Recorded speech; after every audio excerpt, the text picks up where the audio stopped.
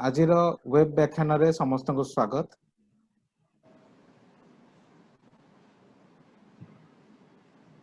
वर्तमान आजिर हे वेब व्याख्यान रे समस्त को मु स्वागत करुच्ची। वर्तमान मु माननीय श्रीराम भाई को अनुरोध करी से यही वेब व्याख्यान को आरंभ करेंगे। श्रीराम भाई।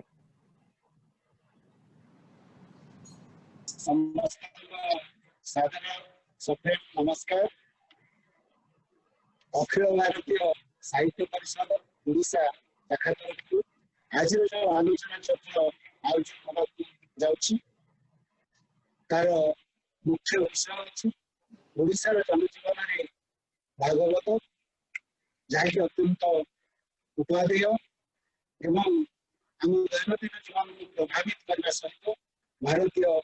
एकता संस्कृति संगति सब क्षेत्र में यार मूल रही जहाँकि आम समस्त दैनन्दिन जीवन में प्रभाव पकाउछि। आमर बहु मान्यगण्य सुवक्ता आज आम बंदे अच्छा समस्त को सादर नमस्कार करने सहित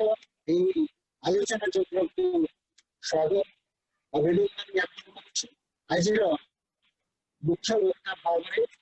आम बंदे अच्छा डॉक्टर अभय नायक जे कि आज आम मुख्य मार्गदर्शन करेंगे। मार्गदर्शन एवं आलोचना चक्र जहाँकि निज निजर मतामत समय जो मैंने श्रोता अच्छे समस्ते देपर आउ कि वक्ता मान अच्छा जो मैंने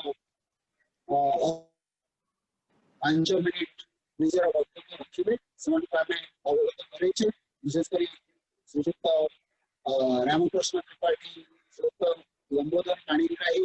पंडित दिवाकर नंद, पंडित विपिन बिहारी सामल इत्यादि। प्रथमे मु माननीय अभय नायक जड़े सुवक्ता सुलेखक एवं बहु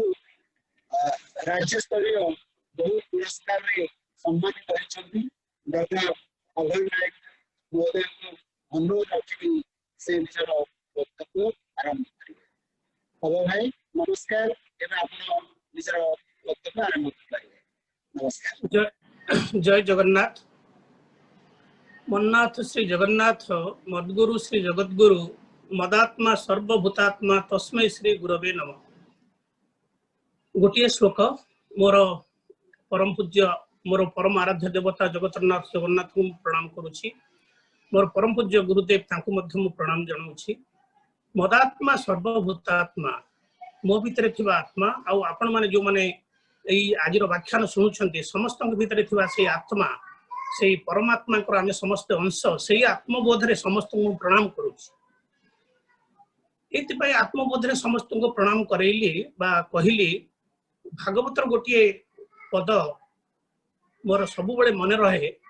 सकल घटे बास मोर मु आत्मा जगत ईश्वर।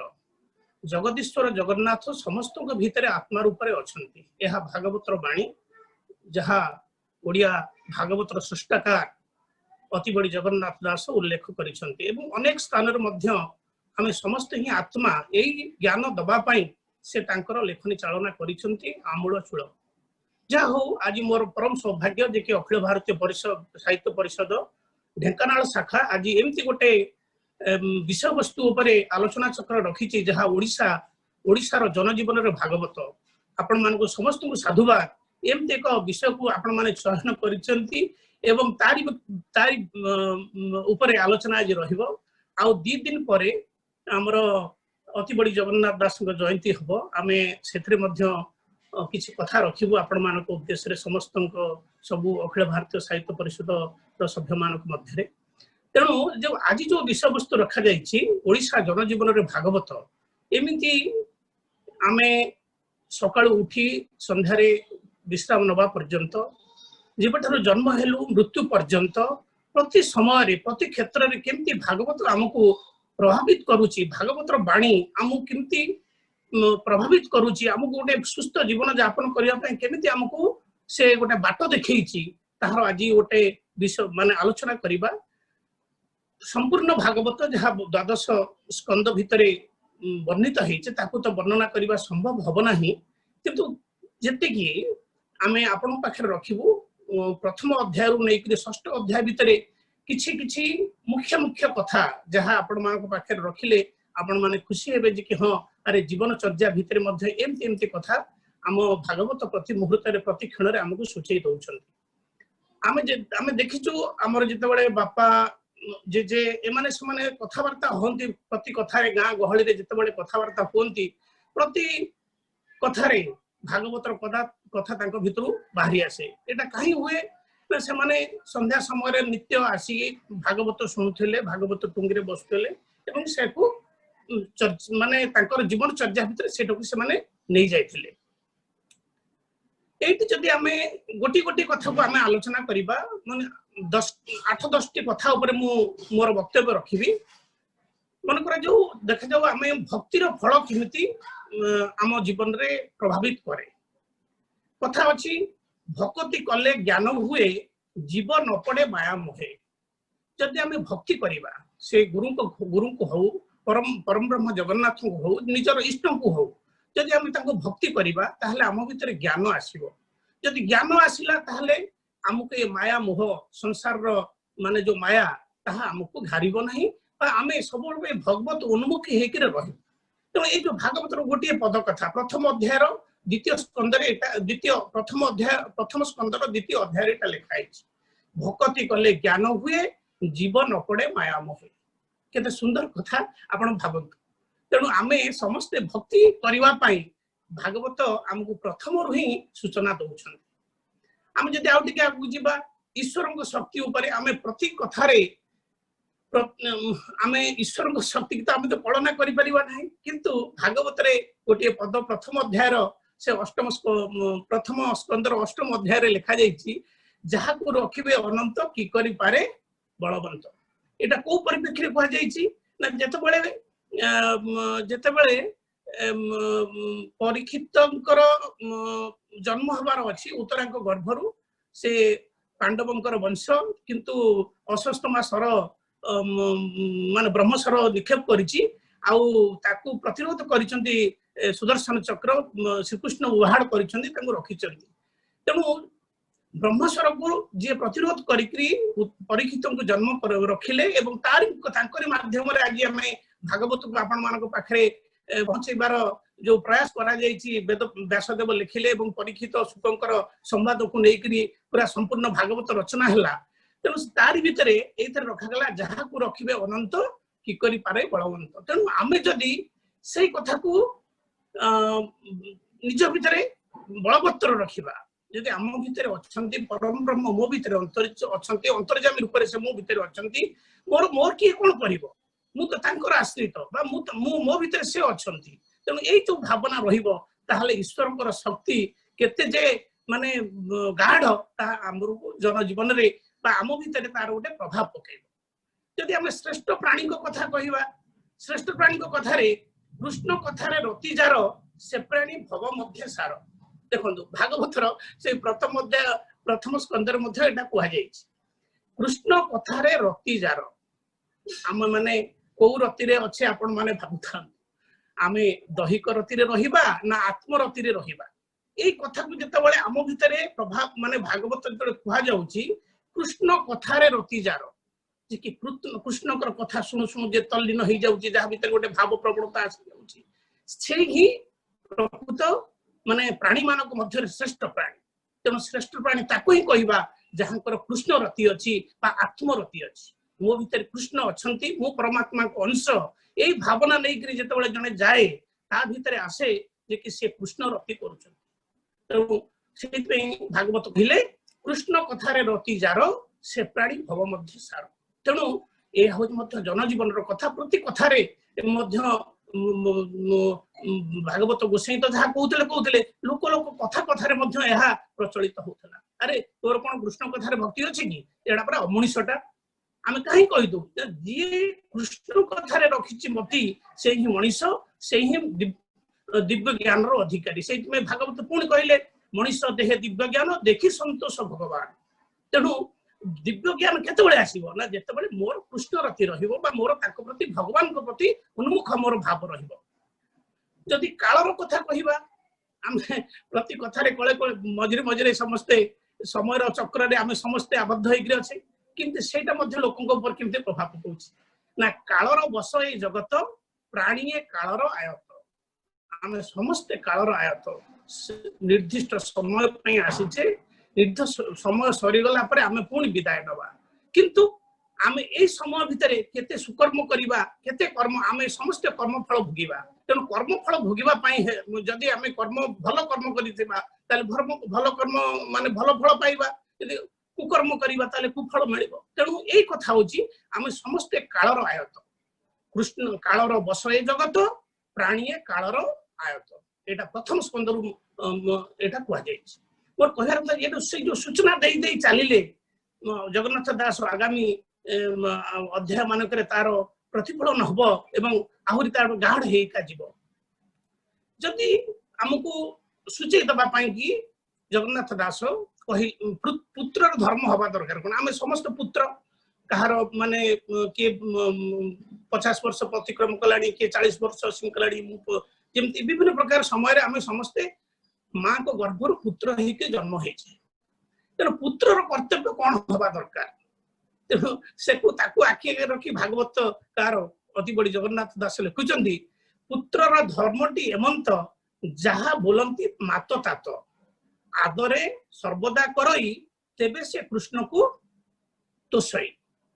ताहार इह पर लोके सकल काल जाए सुखी आपण देखंतु जने सुपुत्रटीए जदि पिता मातांकर कथा को आदरर सहकारे प्रतिटी कथा को ताको ठीक ठीक पालन करिवो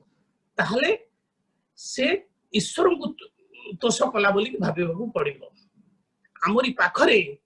आमर पिता माता जे सर्वश्रेष्ठ ठाकुर आम पाखरे ईश्वर रूप रे से ही अछंती से ही कृष्ण तांकु जदि आमे तांकर प्रतिटी कथा को तांकर आचरण को जदि आमे तांकु संतुष्ट करि पारिले ताहले कृष्ण को से तोष कला बोली के जानियो पड़िबो तेणु सेत में कहउचंती आदरे ये सर्वदा करई तेबे से कृष्ण को तोषई माने पिता माता को सेवा करिबा बा तांकर कथा को मानिबा तांकर आदेश को पालन करिके जदि चली जिबा ताहले से कृष्ण को तोष कला बोली के जानियो पड़िबो आमे अधिकांश समय जेतबेले हमर वक्तव्य रखो कोनोसी जागरे पुओ शब्दर अर्थ को आमे एमति कहू पु अर्थ पूरण अ अर्थ अभाव जे पिता मातांकर अभाव को पूरण करे से ही होचे प्रकृत पुत्र तेणु पिता मातांकर कोन अभाव अछि आमे जदि ताकू पचारिबा ताले सी जदि हमको कहिबे जे पुरे ए कामटी करे पुरे ए कामटी कर सिटा गोटे इंगित हला जे कि हां पापा मां एया चाहुचन तेणु तांकर कथा को जदि आमे मानिक जदि ताकू पालन कले ताहले ईश्वर संतुष्ट हेबे बा कृष्ण तोष हेबे ताहार इह पर लोके सकल काल हुए सुखी तेणु तांकर इह पर काल रे से इह पर काल तांकर सुखरे जीव तेणु एई जीवित अवस्था रे मध्य सुखरे जीव आगामी जीवन रे माने मृत्यु परे मध्य परलोक रे मध्य से संतुष्ट हेबे काहे ना से पिता मातांकर आशीर्वाद तांको ऊपर थिबो तेणु एई जो भागवत रो जो ए कथा जहा पुत्रटी कोन करबा दरकार बोल जो सूचना दैचंती ता केते महत्वपूर्ण तेणु अति बड़ी जगन्नाथ दास को आमे प्रणाम करिबा कि प्रतिटी कथा रे केमते से हमको हमर जीवन यात्रा को केमते सरल सुंदर करबा पई हमको से निर्देश दैचंती बा हमको इंगित करिसंती जदि आहार कथा देखिबा आमे समस्त तो आहार माने शरीर धारण करिया पहिले आहार रो आवश्यकता अछि तेणु आहार पई कहिसंती आहारे भलो मंद नाही जे स्थाने जेमंत मिलई एटा बहु भाव रे प्रचलित हुए जेतबळे कोठी गोटे असुविधा रे जाइचंती कोठी पडिचंती भूख करूची अरे जहा मिलछ दिया आंटी खाइदला ना नहीं एटा होची भागवत बाणी जे आहारे भलो मंद नाही जे स्थाने जेमंत मिलई तेणु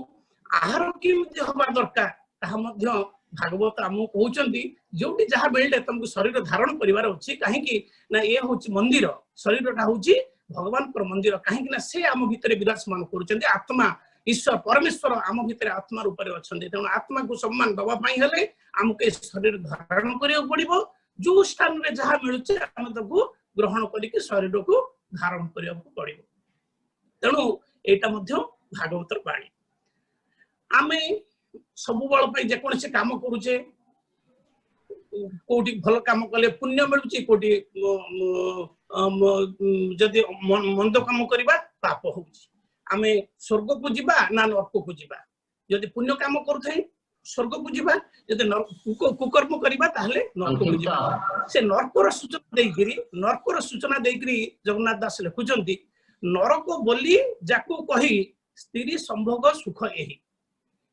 एहा न जानी मूढ़ प्राणी दुख को सुख पाए मणि एटी काहे कि स्त्री संभोग कथा कहा जाईछि जे कि एटा दुख बोली कि एटा नरक बोली कि ना हमरो कथा अछि जे कि वंश रक्षा कला परे माने स्त्री संभोग रु दूरे रहिबा कथा ब्रह्मचर्य पालन करिबा कथा ता द्वारा कोन हबो ना हम भीतर ऊर्जा मजबूत रहिबो सेति में कहा जाईछि भागवत पुणी आ कहा जाईछि पुत्र निवासी पत्नी पासे अवश्य चलिबो सन्यास जो पुत्रटी हे गला परे तुमरा सन्यास जीवन आरंभ हे गला ना नहीं जो आमे पुत्र निवासी पत्नी पासे अवश्य चलिबो सन्यास ताकू केते कोन ताकू व्याख्या करनते ता ठीक ठिकणा नाही किंतु एटी चलिबो सन्यास माने सब न्यास करिवो बा तमरो जो मोह माया भल मंद पाखर ता टिके दूरे जीवो तेनु नरक बोली जाकू कही स्त्री संभोग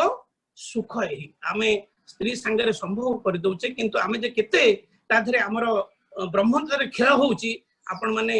समस्त निजर अनुभव अछि आपन को आउ कहिबा को पड़िबो नाही जदि ब्रह्म को जिए धारण करी रखुची बा बलवत्तर करी रखुची ताले से केते तार ऊर्जा केते केते शक्तिमान बा केते से तार ऊर्जा को नै गिरी केते जे काम रे से लगै परिबो ताहा से ब्रह्मचारी जे ब्रह्मचर्य रक्षा करे से जानि छी तण ए जो नरक एहा न जाडी मुढ पानी दुख को सुख प्राय मणि एटा होची दुख किंतु आमे तो सुख बोली भाबुछु टिके समयर टिके माने शारीरिक उत्तेजना को आमे ताकू ये करि पारु तने एटा मध्य जन जीवन रे एटा मध्य तार प्रभाव रहिछि जदि आमे ए कथाटा को बुझी गले आमे संसार रे किमिति जीवन यापन करिया कथा ताहा आमे स्वतः हमकु जणा पड़ि दिबो जदि आत्मज्ञान रो कथा हमें देखिबा आत्मज्ञान पई जगन्नाथ दास लिखिचंती जाबत आत्मज्ञान नाही संसारे निवृत्तिता कहीं तेणु निवृत्तिर बाट हूँ आत्मज्ञान से जो मनुष्य देह दिव्य ज्ञान देखी संतोष भगवान आत्मज्ञान हूँ दिव्य ज्ञान सबुठारु बड़ विद्या हूँ बड़ ज्ञान हूँ आत्मज्ञान ताठर आउ ज्ञान आउ किछि नाही सर्वश्रेष्ठ ज्ञान हूँ आत्मज्ञान तेणु आम भितर से आत्मज्ञान रहिबा दरकार मु आत्मा मु देह नुह मु देही आउ मु आत्मा नुह मु परमात्मा मु आत्मा मु परमात्मा अंश आउ मु ए शरीर भितर अछि एई धारणा को आनिवा पई से कहउचंती जाबत आत्मज्ञान नाही संसार निवृत्तिता काहे तार निवृत्ति ही परिबो नाही तेणु समस्तकर जो मुख्य प्राप्तिर जो आशा समस्त रखि थांती त्या भागवतटा कहि सारला परे मुख्य प्राप्ति हेछि परीक्षितंकर एइटा तार बाट आ तुमे केमिति आत्मज्ञान तुमे लाभ करिवो तेणु आत्मज्ञान कथा ये कहुई आमे कौन करुचे ना जीवन यापन करथिला बेले विभिन्न प्रकार माने आमिष द्रव्य व्यवहार करुचे आमिष धरिबा पई माछ मांस ठारू खाइबा पई इत्यादि इत्यादि पशुबद्ध आमे सब करुचे तेणु से पशुबद्ध को केमिति निवृत्त हवा पई बा ताको टिके निजक संयम करिबा पई से पशुबद्धर परिणाम कथा मध्ये कहिसंती कोन कहउचंती ना जे प्राणी जीवबद्ध करे से पशु जोनि रे बिहरे आपण कहंतु जीए जीवबद्ध करिवो जहा को जीए देखंतु सर्पटा को नेकरी पकैले किए ना परीक्षित समीक ऋषि को गळा ऋषि तांकर पुओ श्रृंगी तांको अभिशाप देले कोन अभिशाप देले ना तुमको तक्षक दंशन करू सापटा को बेकरे पकैले बोली कि सापर अभिशाप होला जे साप दंशन करिवो कोन बुझ परछ तेणु एटी कहिबार उद्देश्य जे जेमतिया काम करिवो यदि तुमे पशुबद्ध करूछ ताले पशु जोनि रे तमर जन्म हबो तेणु ए जो कथा कहला जे प्राणी जीव बद्ध करे से प्राणी पशु जोनि रे बिहरे तेणु पशु जोनि आमे जिमति कर्म करिबा जुमति मन करे जो दिव्य ज्ञान रो कथा जदि हम भीतर अछि आमे दिव्य चेतना नै कि आमे जन्म हबा तो जन्म न होई कि मध्ये माने परब्रह्म के संगत रे लीन होई परिबा जे मुख्यर कथा तेणु पशुबद्धर परिणाम रे से कहउचंती जे प्राणी जीव बद्ध करे से पशु योनि रे बिहरे तेणु पशु योनि रे जेमती तुम पशु मारिच तेणु पशु योनि रे जन्म नब सेठी समीक ऋषि गलारे परीक्षित सापटा पकईले तेणु तक्षक दंशन करू बोलिकी अभिशाप दिगला सेमती देखिए जी जो काम कर तार ठीक परिमाण ठीक से प्रकार कर्मफल भोग करने पड़ो तेणु यहाँ हूँ आहरी कथा आमे सकाळु उठी संजारू सज्जा को जीवा पर्यंत आमे पर निंदा ही करूथाए ना नहीं तेणु पर निंदारू केमती निवृत्त हवा आ पर निंदा ठारू केमती दूरेई जीवा से विषय में भागवत कहुई अति बड़ी जगन्नाथ दास लिखिले स्वधर्मे निष्ठा जार थिबो से पर निंदा न करिवो स्वधर्मे निष्ठा जार थिबो से पर निंदा न करिवो स्वधर्मे निष्ठा जार थिबो तार अर्थ कोन ना मो भितरे मोर धर्म को मु पालन करबी मु अन्यर दोष देखिबी नाही मु पर निंदा करियर मोर अधिकार कोठी अछि पर निंदा एमिति भी करि हबनी जदि स्वधर्म आचरण कल अर्थात मु निजे आत्मा मु आत्मबोधरे अछि मु आउ जहा को देखिबी ता भितरे मध्ये से आत्मा अछंती ताले मु ताको निंदा करिबी केमिति तेणु एटा होछि स्वधर्मर कथा जे कि मो भितरे आत्मा अछंती मु आत्मा मु ए देह नुहे मु अभय कुमार नायक नुहे मु होछि से परमात्माकर अंश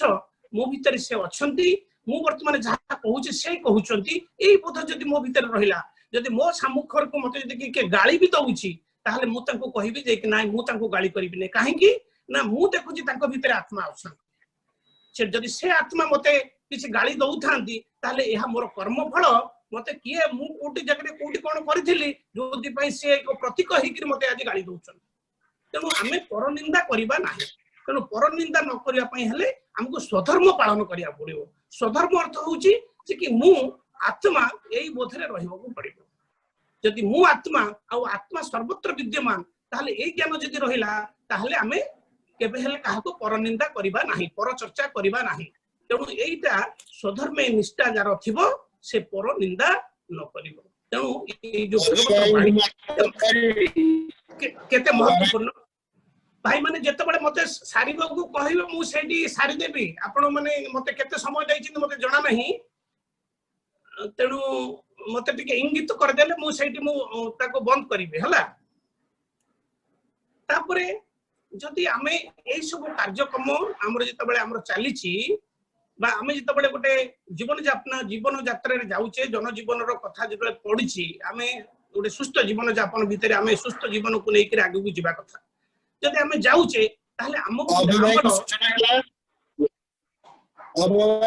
शीघ्र सारिबे आउ 5 मिनिट रे सारिबे 5 मिनिट आगे आमु जदि आमे गोटे सुस्थ जीवन लेकर जीवा पड़िबो ताहले हमको साधु संग करबा को पड़िबो तेणु साधु संग भितरे जो जगन्नाथ दास कहउचंती साधु संगते संग जार पवित्र हुएता शरीर तेणु जी सब बेले साधु संग करुचंती सत्संग करुचंती जे कि साधुकर माने संस्पर्श रे आसुचंती तार शरीर पवित्र हो तेणु जदि शरीर पवित्र हला आत्मा तो पवित्र अछंती भितरे तेणु सर्वमय पवित्रमय हेकरी निजको एक दिव्य चेतना भितर को नहीं हबो बा दिव्य पुरुष रूप रे निजको प्रतिपादित करि हबो तेणु साधु संग पई एक कथा कुआ जायछि साधु संगते संग जार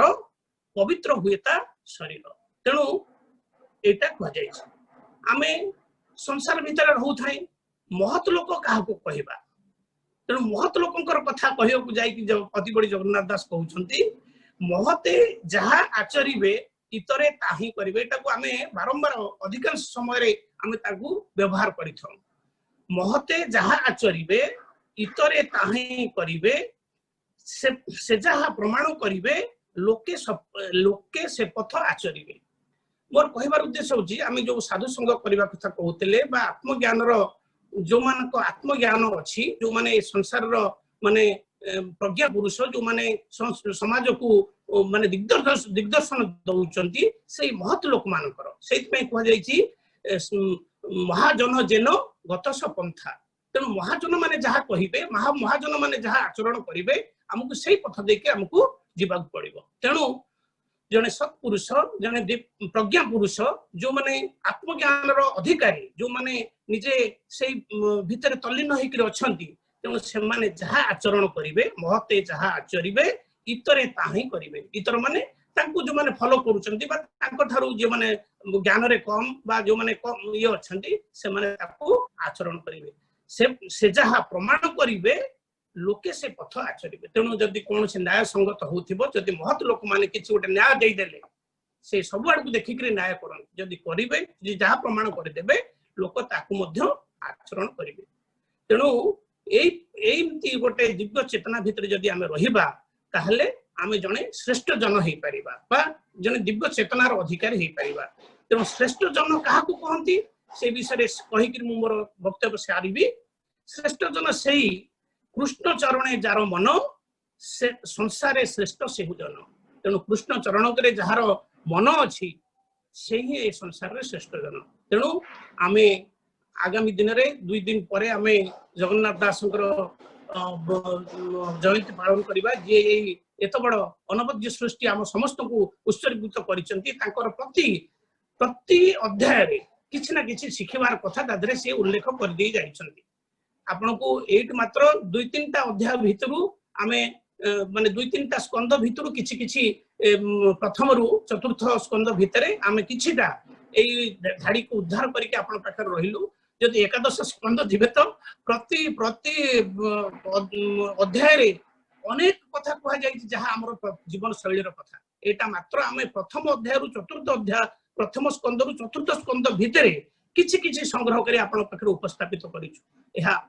केबेले संपूर्ण ही परिबने जदि दीर्घ 3 दिन 4 दिन धरि मध्ये सेहि पय भागवत सप्ताह पालन करा जाय 7 दिन भीतर ही भागवत कुहा जाय तेणु 7 दिन रो कथा को आमे एते अल्प समय भीतर केमते कहबा तेणु जा हो आज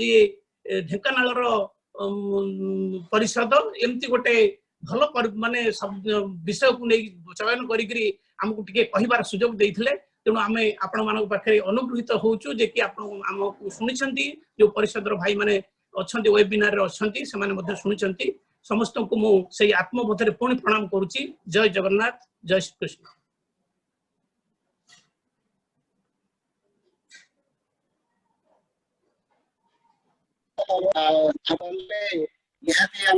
समस्त को प्रभावित करिछि आपण कहिले जे श्रेष्ठ किए ना कृष्ण चरण मन जार से ही श्रेष्ठ अर्थात संग करिबो सत्संग करिबो से ही दुनिया रे सब सत पथरे चलिबो आमे सेति प्रति व्रती रहबा एबे मु अनुरोध करिबी मान्य पंडित दिवाकर नंबर मोहन से जीरो आलोच्य विषय पर निजर वक्तव्य रखिबी पंडित दिवाकर नंबर पंडित दिवाकर नंबर मते सुनि पाछंती हरिओम हाँ सुनी पारती जय जगन्नाथ जय श्री कृष्ण अभय कुमार नायक महोदय पंडित जी बड़ सुंदर भाव भागवत कथा कहते से जो कथा गुड़िक कहते मुझे से कथा को आगू नेबी से कहते पुत्रर कर्तव्य कौन श्रीमद भागवत पर आलोचना कले भागवत कहते 3 प्रकार पुत्र अच्छी कहले पितार मन जानी करे उत्तम पुत्र से व्यवहारे उत्तम पुत्र किए से जे बापा को मन अनुसार काम करिवो बापा किछि कहिबे पार्टी रे बापा किछि आदेश देबे से अनुसार करिवोनी जानि छि से मो बापा को मन होउचे या से अनुसार से काम करिवो आ पितुआ देशे जेहू पाळे मध्यम पुत्र से सयले बापा जहाँ आदेश देबे आनंद रे जो पुओ पालन करिवो से होछि मध्यम पुत्र किंतु श्रद्धा न थाई जे पाळई अधम पुत्र से बोलाई किंतु बापा कहले गोटे काम आमे करिबा किंतु हमर से काम प्रति श्रद्धा नथिबो बापा प्रति भक्ति नथिबो ताले ये होछि अधम पुत्र जो ए 3 प्रकार पुत्रन कथा भागवत रे हमरो लेखा हिची किंतु आजिर जुगरे आमे जदि देखिबा आउ 3 प्रकार पुओ बाहरिबे ता भीतर प्रवेश करबानी। आजिकल तो बापांको कथा न मानिबा पुओ एकु उत्तम पुओ बोली कुहाजिबो। बापांको कथार विरुद्धाचरण करुवा पुओ को मध्यम पुत्र बोली कुहा जाउथो। बापा जहा करूचंती ता उल्टा काम करुवा पुओ को अधम पुत्र बोली कुहाजिबो। समय बहुत बदली जाइछि। आगुरु भागवत घरे घरे पढ़ा होतला। संध्या बेलकु गाँर कर्मकांत मनीष गोटे चाषी गोटे श्रमिक आसिकरी बसुथला भागवत शुणुथला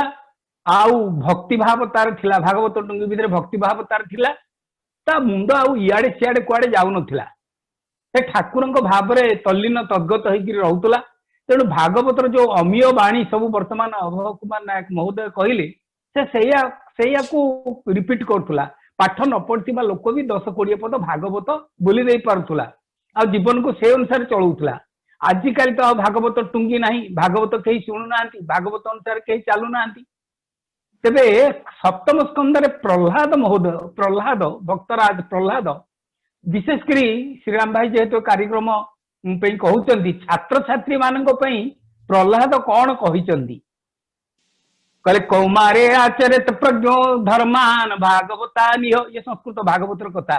कहले हे छात्र माने हे शिष्य माने हे बंधु माने जो माने सब प्रहलाद पाखे पढ़ुले कहले धर्म केते बेलू करिवो। कहले कौमारे आचरित प्राज्ञ जे विज्ञ लोक से कुमार अवस्थारू बालक अवस्थारू कम बयसरू धर्म आचरण करिवो। काहेकि ना धर्म आचरण जदि आमे भाबिबा बुढ़ा हला बेलकू धर्म करिबा होय तो बुढ़ा हला बेलकू कान को शुभ नथुबो,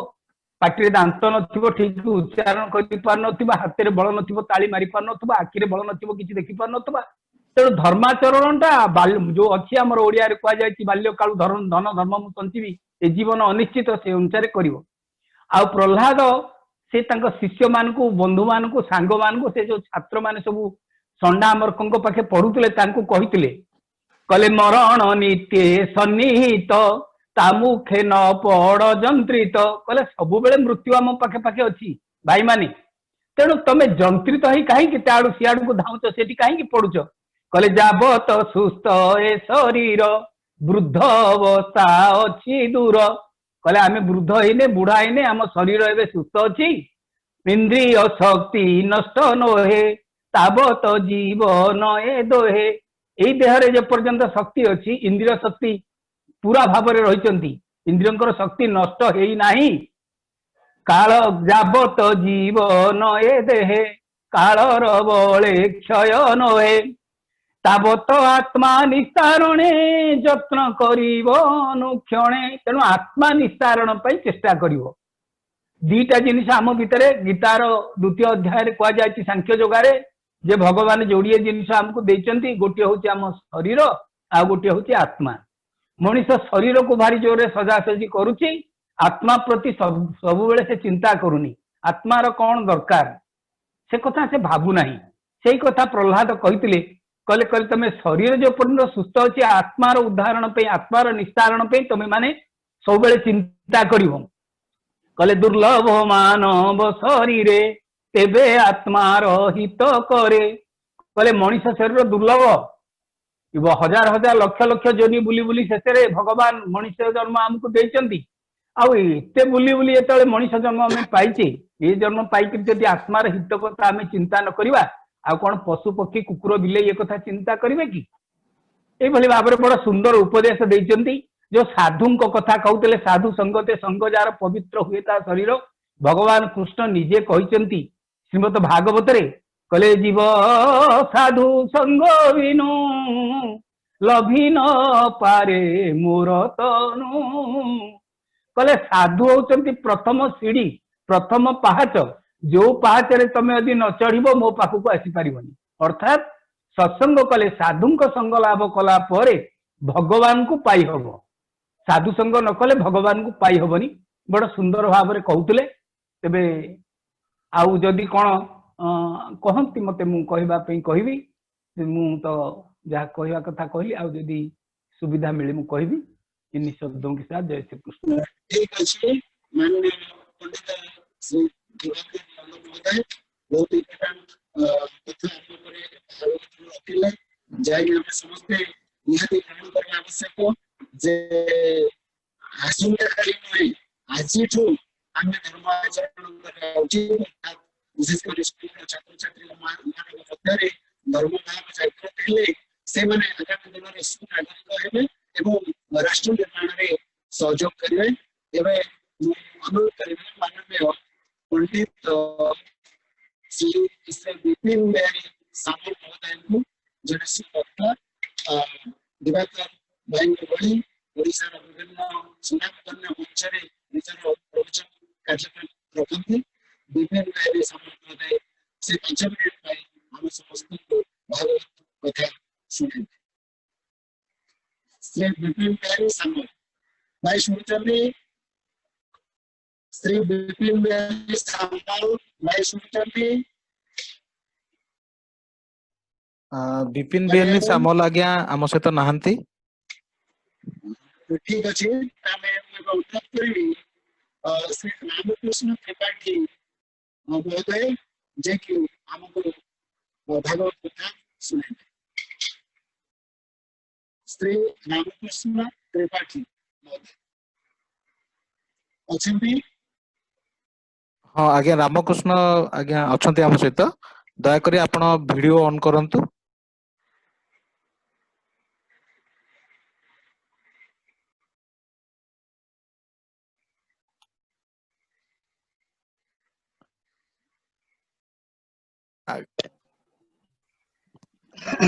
नमस्कार। कार्यक्रम रे सामान्यतम किछि कहवा पूर्व ये मो पाई समाज पाई समाजर आदि गुरु माँ बापा चरण कमल रे प्रणाम निवेदन करी मो सामान्यतम विचार रखी जा नारायण भाई आदेश थिला निर्देश थिला प्रथमे प्रणाम करी। हरि ओम हरि ओम हरि ओम मोर भॉइस सुना जाउ जड़िया बोल तो हां सुना होची कोन दु जा नारायण भाई कथा थिला अति संक्षिप्त रखिबी भागवत संपर्क रे आ समस्त को परिचित जनाशुना में भागवत आरंभ समय रे आरंभ करू। नारायणं नमस्कृत्यं नरं चैव नरोत्तमं देवीं सरस्वती व्यासं ततो जय मुदिरे मोकं करोति वाचालं पंगं लंघयति गिरिं यत्कृपातमहं वन्दे परमानन्दमाधवम् एकमकल्पतरुगर्दं फलं सुखं गाद्रवसन्तं पिबत भागवतवर्षमाय बहुरः रसिक भुवि भावुकः। मो ए कथा मोर पांडित्य प्रदर्शित करिया पाई नुहे म कहबार कारण थिला श्री जगन्नाथ दास पुराण पंडा जो समय रे ओडिशार जनजीवन रे संस्कृतर प्रवाह खूब मात्रा रे व्याप्त थिला एवं साधारण जनता तार कथित भाषा रे तार कथा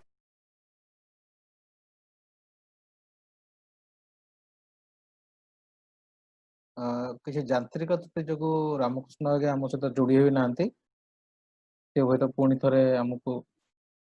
जॉइन करेंगे।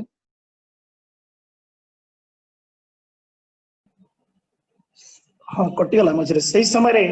जगन्नाथ दास अनुभव करथिले साधारण ओडिया जनतार हृदय रे कथा को दुख को। तो ए प्रसंग रे আজি भागवत रचना दिन ठारू ओडिया भागवत विशेष करी ओडिया भागवत रचना दिन ठारू आज पर्यंत जो जो स्तर दे आमे गति करिचु भागवत रे थिबा नीति नैतिकता जीवनादर्श आउ धर्म आध्यात्म चेतना ये समस्त कथा को आमे विचार परिसरभुक्त करिचु। मो विचार रे एबे बोधे उपस्थापक महोदय कहउतिले राष्ट्रीयतार कथा अखिल भारतीय साहित्य परिषद राष्ट्रीय साहित्य जागरण कथबार्ता करुथिला बेले मु निश्चित भाव रे आलोकपात करिबी ओडिया भागवत रचना करी तत्कालीन सामाजिक अवस्था रे जो समय विदेशी मानकर आक्रमण रे ओडिशार जनजीवन ओडिशार संस्कृति ओडिशार महान परंपरा ऐतिह्य धूलिसात हो जाइथिला। दाक्षिणात्यर कृष्णदेवराय द्वारा पराजित प्रताप रुद्रदेव अत्यंत दयनीय अवस्था रे निजर भाई एवं पुत्र को हरेला पर जो कन्या को समर्पण कर सारी जबन मान मुसलमान मान आक्रमण आसन्न प्रभाव अनुभूत होता जना पड़ूला जे कि प्रकार भाव ओडिशार संस्कृति बंची रहिबो धर्म बंची रहिबो एपरिकी आमे माने इतिहास रु जानुचु जगन्नाथ मध्य सुरक्षित नथिले ए समस्त कथा को अनुभव करी बलराम दासंकर उपयुक्त शिष्य जगन्नाथ दास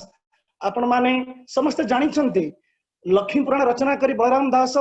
समग्र ओडिशार जनजीवन रे एक नवजागरण आनिथिले जेतेबेले जाति प्रथा एवं अन्यान्य जो प्रकार कुप्रथा रे ओडिशा जर्जरित थिला से समय लक्ष्मी पुराण माध्यम रे जाति भेद को दूरे देवा पई जो आह्वान देइथिले मुहि चंडालुणी जेबे बाड़ी देवी अन्न भोजन करिब तुमे कालिया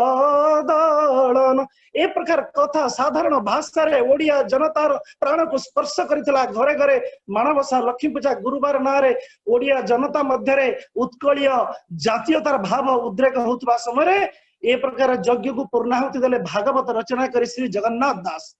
जदि मु एहाकू संक्षिप्त रे कहिबी मोर संक्षिप्त समय रे परिधि मध्य रे जगन्नाथ दास तांका रचना रे अधिक समग्र आध्यात्म चेतना को जागृत करथिबा बेले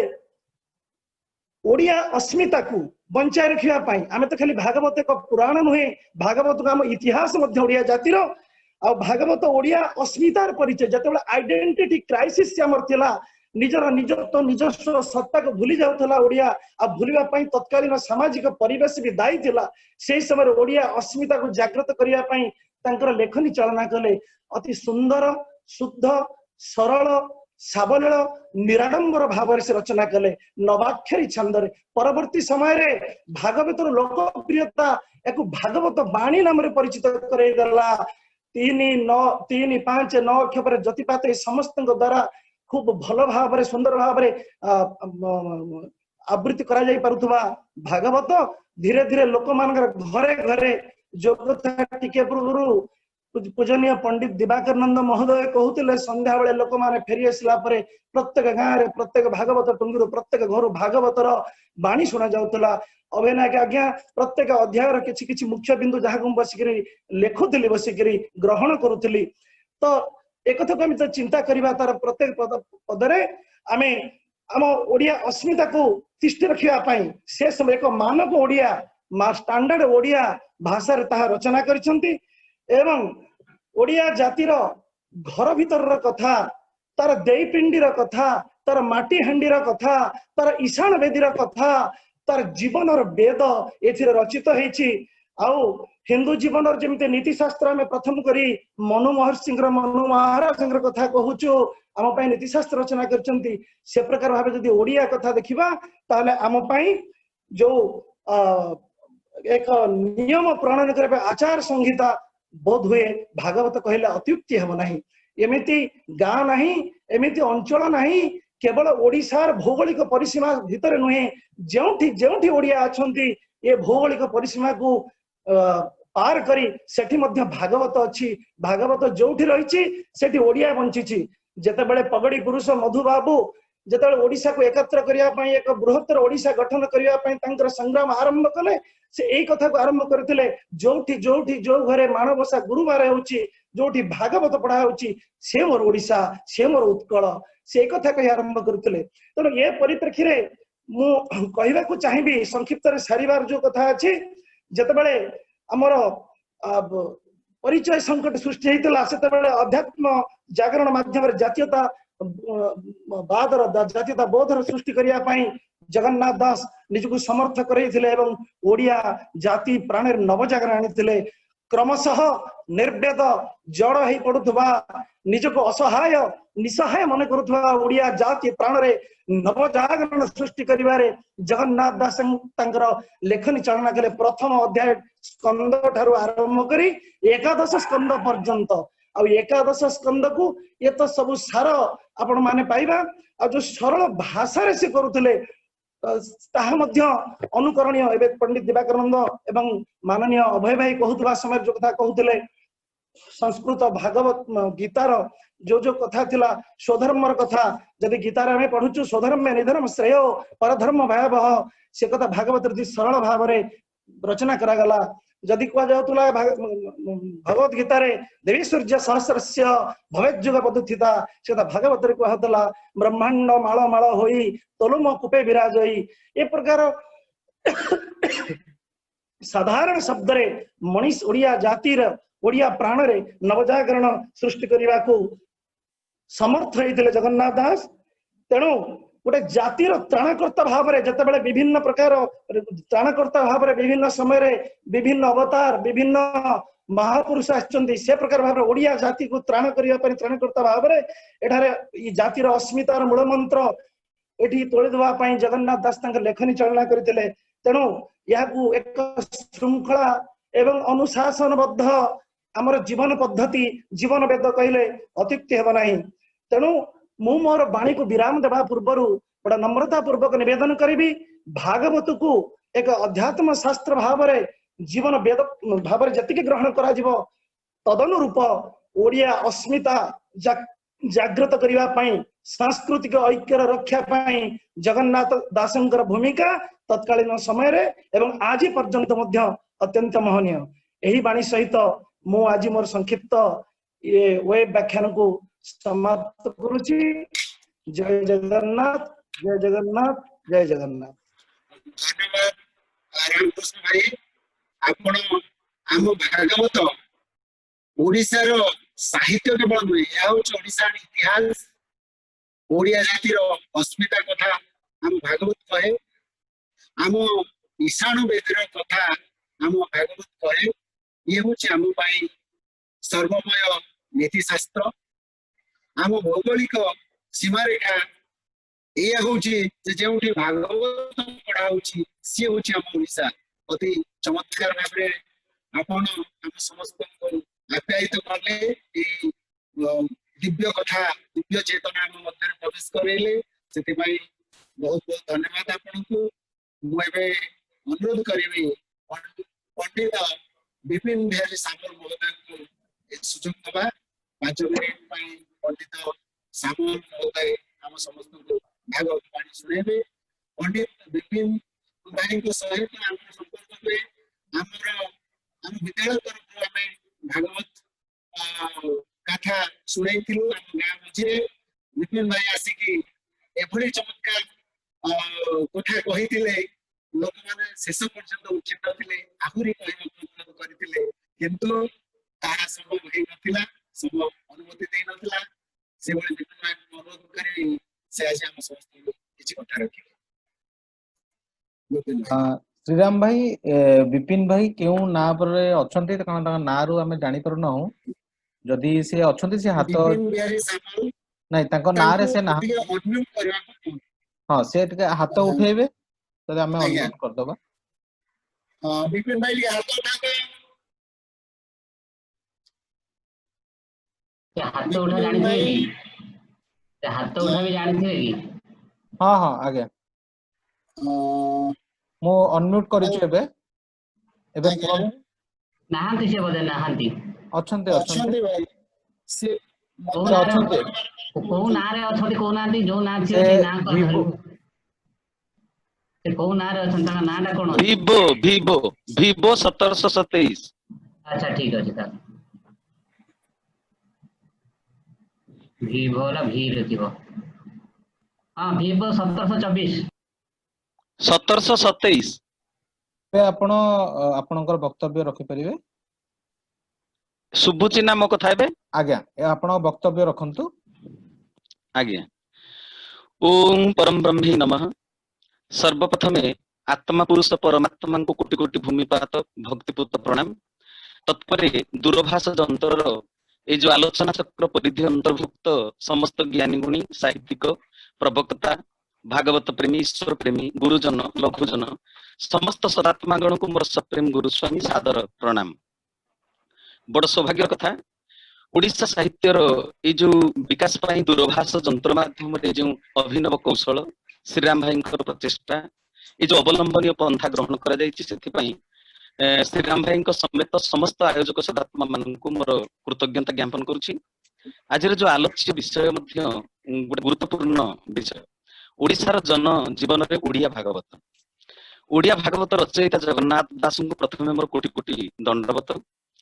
ତାପରେ ଭାଗବତ ପ୍ରତି ରୁଚି ରଖୁଥିବା ସମସ୍ତ ବିପିନ ଭାଇ ଭକ୍ତବୃନ୍ଦଙ୍କୁ ବିପିନ ମଧ୍ୟ ଭାଇ ଟିକେ ଆନ୍ତରିକ। ବିପିନ ଭାଇ ସ୍ପିକର ଟିକେ ତଳକୁ ରଖନ୍ତୁ। ସ୍ପିକର ଟିକେ ତଳକୁ ରଖନ୍ତୁ। ଆଚ୍ଛା ଠିକ ଆଚ୍ଛା ଶୁଭିବ। ହଁ ବାସ୍। ହଁ ହଉ ହଉ। ସମସ୍ତ ଭାଗବତ ପ୍ରତି ପ୍ରୀତି ରଖିଥିବା ରୁଚି ରଖିଥିବା ସମସ୍ତ ଭକ୍ତବୃନ୍ଦଙ୍କୁ ମୋର ମଧ୍ୟ ଆନ୍ତରିକ ପ୍ରଣାମ। ଆଜି ଶିକ୍ଷା କ୍ଷେତ୍ରରେ ଉନ୍ନତି ଆଣିବା ପାଇଁ ସରକାରଙ୍କ ତରଫରୁ ଅନେକ ଯୋଜନା ପ୍ରସ୍ତୁତ ହେଇଛି। ନିଃସ୍ୱାର୍ଥପରତା ବା ମାନବିକତାର ଅଭାବରୁ ଅଧିକାଂଶ ଯୋଜନା ପ୍ରାୟ ବିଫଳ। ଯେମିତି ବୋହୁର ରୂପ ସୁନ୍ଦର ହେଲେ ଗୁଣ ଭଲ ନୁହେଁ, ସେମିତି ବିଦ୍ୟାଳୟ ମହାବିଦ୍ୟାଳୟର ବାହ୍ୟ ଅବୟବ ପାଇଁ ଗଠନମୂଳକ କାର୍ଯ୍ୟ ଯେତେ ସମ୍ପାଦିତ ହେଲେ ମଧ୍ୟ ଶିକ୍ଷାର ଆଭ୍ୟନ୍ତରୀଣ ବିକାଶ ଯାହା ହେବା କଥା ଆଉ ଯେତିକି ପରିମାଣରେ ହେବା କଥା ସେଟା ପ୍ରାୟ ହେଇପାରୁ ନାହିଁ। କିନ୍ତୁ ଷୋଡଶ ବିପିନ ଭାଇ ଶତାବ୍ଦୀର ହାତ ଛାଡି ଦିଅନ୍ତୁ। ପ୍ରଥମାର୍ଦ୍ଧରେ ବିପିନ ଭାଇ ହାତ ଛାଡି ଦିଅନ୍ତୁ। ପୁରା ଛାଡିଦିଅନ୍ତୁ। ହଉ ହଉ ଠିକ ବାସ୍। ଅଛି। ସେ ଯୋଉ ଷୋଡଶ ଶତାବ୍ଦୀର ପ୍ରଥମାର୍ଦ୍ଧରେ ମହାନ ବୈଷ୍ଣବ ଜଗନ୍ନାଥ ଦାସ ଓଡିଆ ସାହିତ୍ୟ ଆକାଶରେ ଏକ ଜ୍ୟୋତିଷମାନ ଚନ୍ଦ୍ର କହିଲେ ଅତ୍ୟୁକ୍ତି ହେବ ନାହିଁ। ଓଡିଆ ସାହିତ୍ୟରେ ଏକ ବିପ୍ଳବ ସେ ଆଣିଥିଲେ। ସାକ୍ଷରତା ଅଭିଯାନର ଯଦି ବାସ୍ତବରେ ଶ୍ରେୟ କାହାକୁ ଦିଆଯିବ ତେବେ ସିଏ ହଉଛନ୍ତି ଜଗନ୍ନାଥ ଦାସ। କାରଣ ଭାଗବତ ସେ ଏଭଳି ଗୋଟେ ପରିସ୍ଥିତିରେ, ଏଭଳି ଗୋଟେ ପରିବେଶରେ, ଏଭଳି ଗୋଟେ ସମୟରେ ରଚନା କରିଥିଲେ ସେତେବେଳେ ବୁଢା ବୁଢୀ ମାନେ ଭାଗବତ ପ୍ରତି ତାଙ୍କର ଏତେ ଆକର୍ଷଣ ଆସିଥିଲା ଯେ ସେମାନେ ବୁଢା ବୁଢୀ ବୟସରେ, ପରିଣତ ବୟସରେ, ଉତ୍ତର ବୟସରେ ପାଠ ପଢିବା ଆରମ୍ଭ କରିଥିଲେ। ଅକ୍ଷର ଶିଖିଲେ ଆଉ ପାଠ ପଢିଲେ। ଆମ ଜେଜେବାପା ଅଜା ଆଈ ସମସ୍ତଙ୍କ ଠାରୁ ଏ ଉଦାହରଣ ଆମେ ପାଇଛୁ। ଭାଗବତ ପ୍ରତି ତାଙ୍କର ଯୋଉ ଆସକ୍ତି ଥିଲା ସେମାନେ ଉତ୍ତର ବୟସରେ ପାଠ ପଢିବା ପାଇଁ ଇଚ୍ଛା ପ୍ରକାଶ କରିଛନ୍ତି। ଏଇ ଯୋଉ ଭାଗବତ ଭଳି ପରମ ଶାସ୍ତ୍ରକୁ ସଂସ୍କୃତ ଭାଷାରେ ବ୍ୟାସଦେବ ରଚନା କରିଥିଲେ। ସଂସ୍କୃତକୁ ପଢି ବୁଝିବା ପାଇଁ ସମସ୍ତେ ଆକ୍ଚୁଆଲି ସମର୍ଥ ନଥିଲେ। ତେଣୁ ଭାଗବତକୁ ଓଡିଆ ଭାଷାରେ ରଚନା କରି ଓଡିଶା ଭାଷୀଙ୍କର ଏତେ ଉପକାର କରିଛନ୍ତି ଜଗନ୍ନାଥ ଦାସ, ତାହା ମୁକ୍ତ ଚିତ୍ତରେ ଆମେ ସମସ୍ତେ ସ୍ୱୀକାର କରିବା କଥା। ଏଇ ଯୋଉ ବର୍ତ୍ତମାନ ସୁଦ୍ଧା ଯାହା କହିଲି ଏଟା ଜଗନ୍ନାଥ ଦାସଙ୍କର କେବଳ ମହାନତା ସମ୍ପର୍କରେ 2-4 ଧାଡି କଥା। ମାନେ ତାଙ୍କ କଥା ଯେତେ କହିଲେ ସରିବନି, ଏଟା ସମୁଦ୍ରକୁ ସଂକ୍ଷେପ ଭଳି କଥା। ଏବେ କିଛି କହୁଛି ଓଡିଆ ଜନଜୀବନରେ ଓଡିଆ ଭାଗବତ କେମିତି ଗୁରୁତ୍ୱପୂର୍ଣ୍ଣ ଭୂମିକା ଗ୍ରହଣ କରିଛି। ତେବେ ୟା ପୂର୍ବରୁ ଯୋଉ ମୋର ଗୁରୁଜନ ଅଭୟ ନାୟକ ମହୋଦୟ, ଦିବାକର ନନ୍ଦ ମହୋଦୟ, ରାମକୃଷ୍ଣ ତ୍ରିପାଠୀ ମହୋଦୟ ସୁନ୍ଦର ସୁନ୍ଦର କଥା କହିଲେ। ମୁଁ ଖାଲି ଏତିକି କହିବି ଯେ ଭାଗବତ ପ୍ରାୟ ଆଧ୍ୟାତ୍ମ ପ୍ରେମୀ ବ୍ୟକ୍ତି ମାନଙ୍କର ସମସ୍ତଙ୍କର ଭାଗବତ ହଉଛି ପ୍ରିୟ, ପ୍ରାଣ। ଅନେକ ଲୋକ ସନ୍ଧ୍ୟା ସକାଳେ ଠାକୁର ଘରେ ଗୋଟେ ଅଧ୍ୟାୟ ନ ପଢିଲେ ବି ଭଲ ଲାଗେନି, ଯେମିତି ଗୋଟେ ପାପ କଲା ଭଳି ଲାଗେ। ପ୍ରାୟ ଆମର ଓଡିଆ ଘରେ ପଢାଯାଏ। କେଉଁଠି କେଉଁଠି ଗାଁ ଗହଳିର ଏଇ ଯୋଉ ଆମର ଚୌପାଢୀରେ ମଧ୍ୟ ଭାଗବତ ପାଠ ହୁଏ। ଓଡିଶାର ପ୍ରାୟ ଧର୍ମ ଅନୁଷ୍ଠାନରେ ଭାଗବତ ସପ୍ତାହ, ପାରାୟଣ, ପ୍ରବଚନ ଅନୁଷ୍ଠିତ ହେଉଛି। ଭାଗବତ ଶ୍ରବଣ ଦ୍ୱାରା ସମାଜରେ କେତେକାଂଶରେ ସୁଧାର ମଧ୍ୟ ଆସିଛି। ୟା ପୂର୍ବରୁ ସେମାନେ କହିଛନ୍ତି, ମୁଁ ବି ସ୍ୱୀକାର କରୁଛି। କିନ୍ତୁ ସମ୍ପୂର୍ଣ୍ଣ ସୁଧାର ଆଜି ପର୍ଯ୍ୟନ୍ତ ଆସିପାରି ନାହିଁ। ତାର କାରଣ ମଧ୍ୟ ବଡ ଗମ୍ଭୀର। ଭାଗବତକୁ ଓଡିଆରେ ଲେଖା ହେଇଥିଲେ ମଧ୍ୟ ତାହା ଭିତରେ ଗୋଟେ ତତ୍ୱମୂଳକ କିଛି କଥା ରହିଥିବାରୁ ବୈଷୟିକ ଶିକ୍ଷାରେ ଯେତେ ଉଚ୍ଚ ଶିକ୍ଷିତ ହେଇଥିଲେ ମଧ୍ୟ ସମସ୍ତେ ତାକୁ ଠିକରେ ବୁଝିପାରନ୍ତି ନାହିଁ। ଯେତେ ଉଚ୍ଚ ଶିକ୍ଷା ଲାଭ କରିଥିଲେ ମଧ୍ୟ କେତେକ ସ୍ଥାନରେ ଦୁଇଟି ବାଣୀ ଭିତରେ ଗୋଟେ ବିରୋଧାଭାସ ଥିଲା ଭଳି ଲାଗେ। ମୁଁ କି ଉଦାହରଣ ଦେବି, ବିରୋଧାଭାସ ଥିଲା ଭଳି ମନେ ହୁଏ, ହେଲେ ବାସ୍ତବରେ ତାହା ବିରୋଧାଭାସ ନୁହେଁ। ପଢିଲା ବାଲା କହିଲା ବାଲା ସେଥିରେ ସମନ୍ୱୟ ଆଣିପାରି ନାହାନ୍ତି। ପ୍ରାୟ ଦିଟା ଯାକ କଥାରେ ସମନ୍ୱୟ ଆଣିବା ଦରକାର। ଉଦାହରଣ ଗୋଟେ ଦଉଛି ଯେ ପୁତ୍ର କଳତ୍ର ଦାସୀ ଦାସେ ଏହାଙ୍କୁ ପୋଷ ଦେହ ଆସେ, ଦେହର ସାଥେ ରହନ୍ତି ମରଣେ କେହି ନ ଗମନ୍ତି। ଏଟା ଭାଗବତର କଥା। ଏ କଥାକୁ ପ୍ରବକ୍ତା ମାନେ ଆଲୋଚନା କଲା ବେଳକୁ ସଂସାର ସମ୍ପୂର୍ଣ୍ଣ ଅଳିକ, ସମ୍ପୂର୍ଣ୍ଣ ଅସାର ବୋଲି ପ୍ରତିପାଦନ କରିଦିଅନ୍ତି। ତେବେ ସ୍ତ୍ରୀ ପୁତ୍ର ଚାକର ଚାକରାଣୀ ଯାହାକୁ ବି ଆମେ ପାଳନ ପୋଷଣ କରିଛନ୍ତି, ଯାହାକୁ ରଖିଛନ୍ତି, ଯାହାଙ୍କ ସହିତ ଦେହର ସମ୍ପର୍କ ରହିଛି, ଆମ ଶାସ୍ତ୍ର ଯେହେତୁ ଦେହକୁ ମିଥ୍ୟା ଆଉ ଆତ୍ମାକୁ ସତ୍ୟ ବୋଲି ସିଦ୍ଧାନ୍ତ କରିଛନ୍ତି। ତେଣୁ ଦେହ ସହିତ ଯେଉଁମାନଙ୍କ ସମ୍ପର୍କ ତାହା ମିଛ ସମ୍ପର୍କ, ମରଣ ବେଳେ କେହି ସାଥିରେ ଯିବେ ନାହିଁ। ଏ କଥା ଗୁଡିକ ଉପସ୍ଥାପନ କଲା ବେଳେ ଭାବପ୍ରବଣ ହୋଇ ଏମିତି ପରିବେଶ ଗୋଟେ ସୃଷ୍ଟି କରି ଦିଅନ୍ତି, କ୍ଷଣିକ ପାଇଁ ସାଧାରଣ ଜନତାଙ୍କର ଇଚ୍ଛାରୁ ସଂସାର ଛାଡିଦେବେ କି, ବାବାଜୀ ହେଇଗଲେ ଭଲ ହବ, ଏଗୁଡାକ ସବୁ ମିଛ ସମ୍ପର୍କ। ମନରେ ଗୋଟେ ନୈରାଶ୍ୟ ଭାବ ଖେଳିଯାଏ। मुहूर्त वैराग्य गोटे उद्रेक हो जाए। प्रवचन शुणी घर को गला पर व्यक्ति जनक बेले बेले स्त्री पिला छुआ चिड़ी चाड़ी हो जाए। भागवत रे भागवत घर परिवार को जोड़ा लिखाई भांगा लिखाई एटा गोटे विचार योग्य कथा। आउ गोटे कथा भगवान ने संसार को निर्माण कर संसार को सजाड़े से खुशी हे ना उजाड़ी देले खुशी हे। या पूर्व पुत्र धर्म कहते अभय आचार्य अभय साहू ना कौन अभय नायक महोदय सुंदर भाव कहते मु मन ध्यान दे शुणुली। तेज जहा तृतीय स्कंद भागवत कपिल देवहूति प्रसंग जो रही तृतीय स्कंद कपिल देवहूति प्रसंग सृष्टि निर्माण कथा आलोचना जो प्रकृति आ पुरुष संजोग सृष्टिटा विस्तारित तेणु भगवान तो यही सत्य को दर्शाई देते जे विवाह दरकार संजोग दरकार। मु हजार हजार भजन आज्ञा लिखी जदि से भजन को किए स्वर कर गाइब मु खुशी हेबी ना जदि मो भजन डायरीटा को चिरी देले मु खुशी हेबी। तेबे एई मर्मरे ए सृष्टि को संसार को रचना कर ईश्वर आमे संसार को गढ़िले ईश्वर खुशी हेबे ना भांगिले खुशी हेबे। जो भागवत पुत्र कलत्र दासी दासे यहाँ पोष देह आसे देहर साथे रहती मरण के नगमंती जो भागवत ये कथा लिखाई से भागवत पुणी यह लिखाई जेसने चक्रहीन रथ बसिले सुख नुहे जात तेसने गृहिणी बिहुने पुरुष न शोभे सदने। माने जो रथ चक ना आगे गड़बनी तेणु गड़ू ना रथ बसिले भल लगे तेणु सेहीपरि स्वामी स्त्री दुई जन नहेले संसार रथ आग को गड़ब ना घर को सुंदर दिशे घर नीतिले आमर महर्षि मनुस्मृति ग्रंथ कहले जत्र नार्यस्तु पूज्यते रमन्ते तत्र देवता जतरितास्तु न पूज्यन्ते सर्वस्तत्रा फलाहा क्रिया। जोठी नारी पूजनिया पूजा पाइनी से घरे जेते सत्कर्म कले सब निष्फल हो जाए। तेणु मोर कहवा कथा संसारी मनुष्य प्रवचन देला बेले संसार सपक्ष जुक्ति बाढ़ुंट सन्यासी जो प्रवचन दूसरी सन्यास धर्म संपर्क सपक्ष जुक्ति बाढ़ुंट तेज हूँ कौन या फल समाज में संसारी सन्यासी गोटे समन्वय रक्षा हो पार ना समन्वय रक्षा हो पार ना प्रभेद प्राचीर गोटे छिड़ा हो विभेदता सृष्टि होची विश्व शांति प्रतिष्ठा केमती हो। तेज भागवत को आधार कर आम एमती आत्मज्ञान तल्लीन हवा ब्रह्मानंद प्राप्त हो केही काहाको विरोध करिवे नाही। कारण ईश्वर सृष्टि दुईटी दिग सन्यास धर्म संसार धर्म तेबे दुईटी दिग ईश्वर जेहेतु सृष्टि कहीं सन्यास धर्म आरंभ है सेटा तो कहवाई मत समय ना मत महाशय मात्र 5 मिनिट समय देते तेणु अधिका कहूना तेबे कहबार तात्पर्य है खाली एतिकी शेष में समस्त विनम्रता पूर्वक अनुरोध करी आम जेती व्यक्ति सारस्वत साधक अच्छा साहित्यिक अच्छा जिते व्यक्ति आम भागवत को भल पाती ओडिया जनजीवन को भल पाती आम भागवत भितर थिबा प्रकृत दार्शनिक दृष्टिभंगी आड़क जीवा। प्रकृत दार्शनिक तत्व कौन रही जोटा कि आमर जनजीवन को सुधार आनी पार विशृंखलित मानव को श्रृंखलित कर भागवत आम काम लगे दैनंदिन दिनचर्या लगे भागवत आमको मुख्य मुक्ति निर्वाण जमी दे पारुथिबो। तेबे जोठी विरोध भाव नथिबो धर्म रे विरोध नाही। महर्षि मनु कहि धर्मर लक्षण भितर धृति क्षमा दमस्तेय शौचम इंद्रिय निग्रह धीर विद्या सत्यम क्रोध दशकं धर्म लक्षण एई 10टी धर्म लक्षण भितर मोटे विरोध भाव नाही। तेणु काहाको आमे विरोध करबानी आउ से तो सांख्य दर्शन रे योग दर्शन रे सब कथा अछि मु शेयर काउ जाउ नै। श्रीराम भाई मते तांको तरफ जो आज अनेक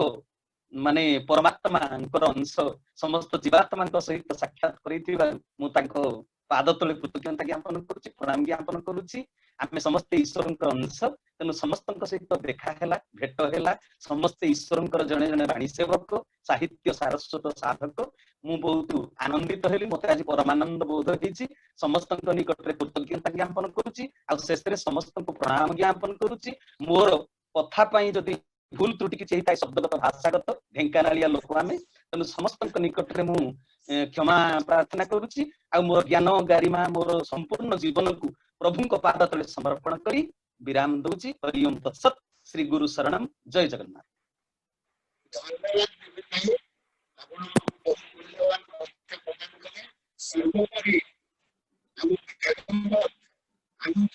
साक्षरतार आधार देइछि आमे भागवत आधार करके हम ओडिया जनजीवन स्वतंत्र उत्कल प्रदेश गठन में बहु मात्रा साहाय्य करिछि। आपण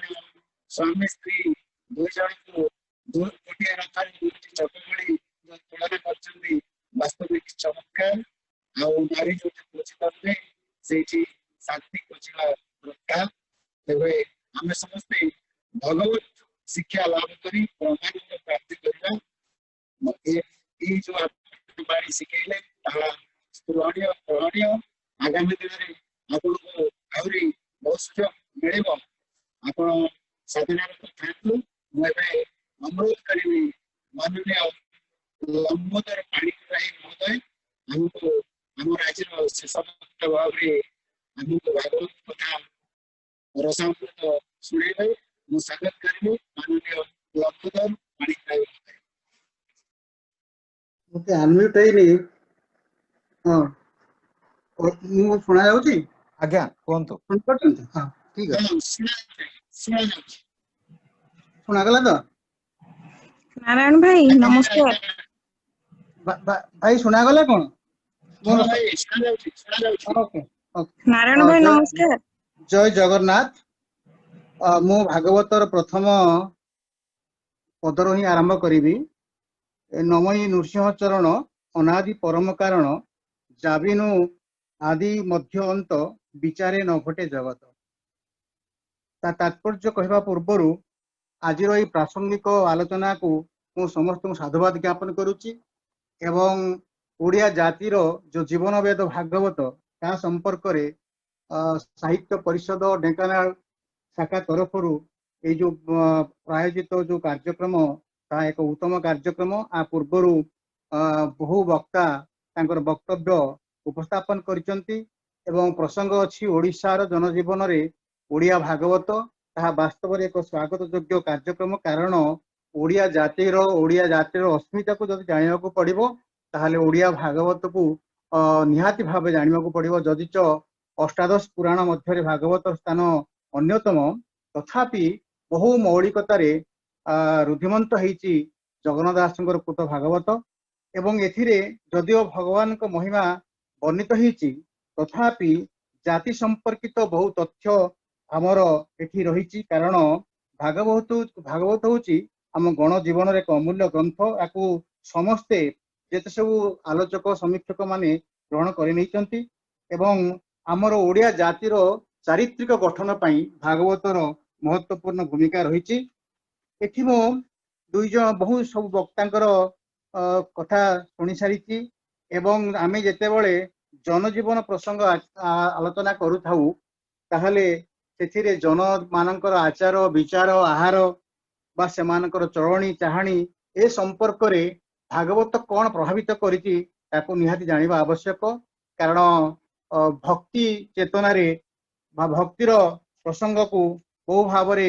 ଆମର ଅଭୟ ଭାଇ ଆଲୋଚନା କରିସାରିଛନ୍ତି ଏବଂ ପୁତ୍ର କଣ ତାର କର୍ତ୍ତବ୍ୟ କଣ ଏବଂ ପଲ୍ଲୀ ପ୍ରାଣତା ଭିତରେ କେମିତି ଭାଗବତର ମହତ୍ଵ ରହିଛି ତାକୁ ଦିବାକରାନନ୍ଦ ବାବୁ ମତେ ଆଲୋଚନା କରିସାରିଛନ୍ତି ଏବଂ ରାମକୃଷ୍ଣ ତ୍ରିପାଠୀ ତ ଆମର ଈଶାଣର କଥା ମାଟିହାଣ୍ଡିର କଥାଠୁ ଆରମ୍ଭ କରି ପିଣ୍ଡ ବେଦୀର କଥାକୁ ଆରମ୍ଭ କରି ସେ ଆଲୋକପାତ କରିଛନ୍ତି ଏବଂ ବିପିନ ବିହାରୀ ସାମଲ ସାର୍ ବର୍ତ୍ତମାନ ଯାହା ସବୁ କହିନେଲେ ଯେ ଆମର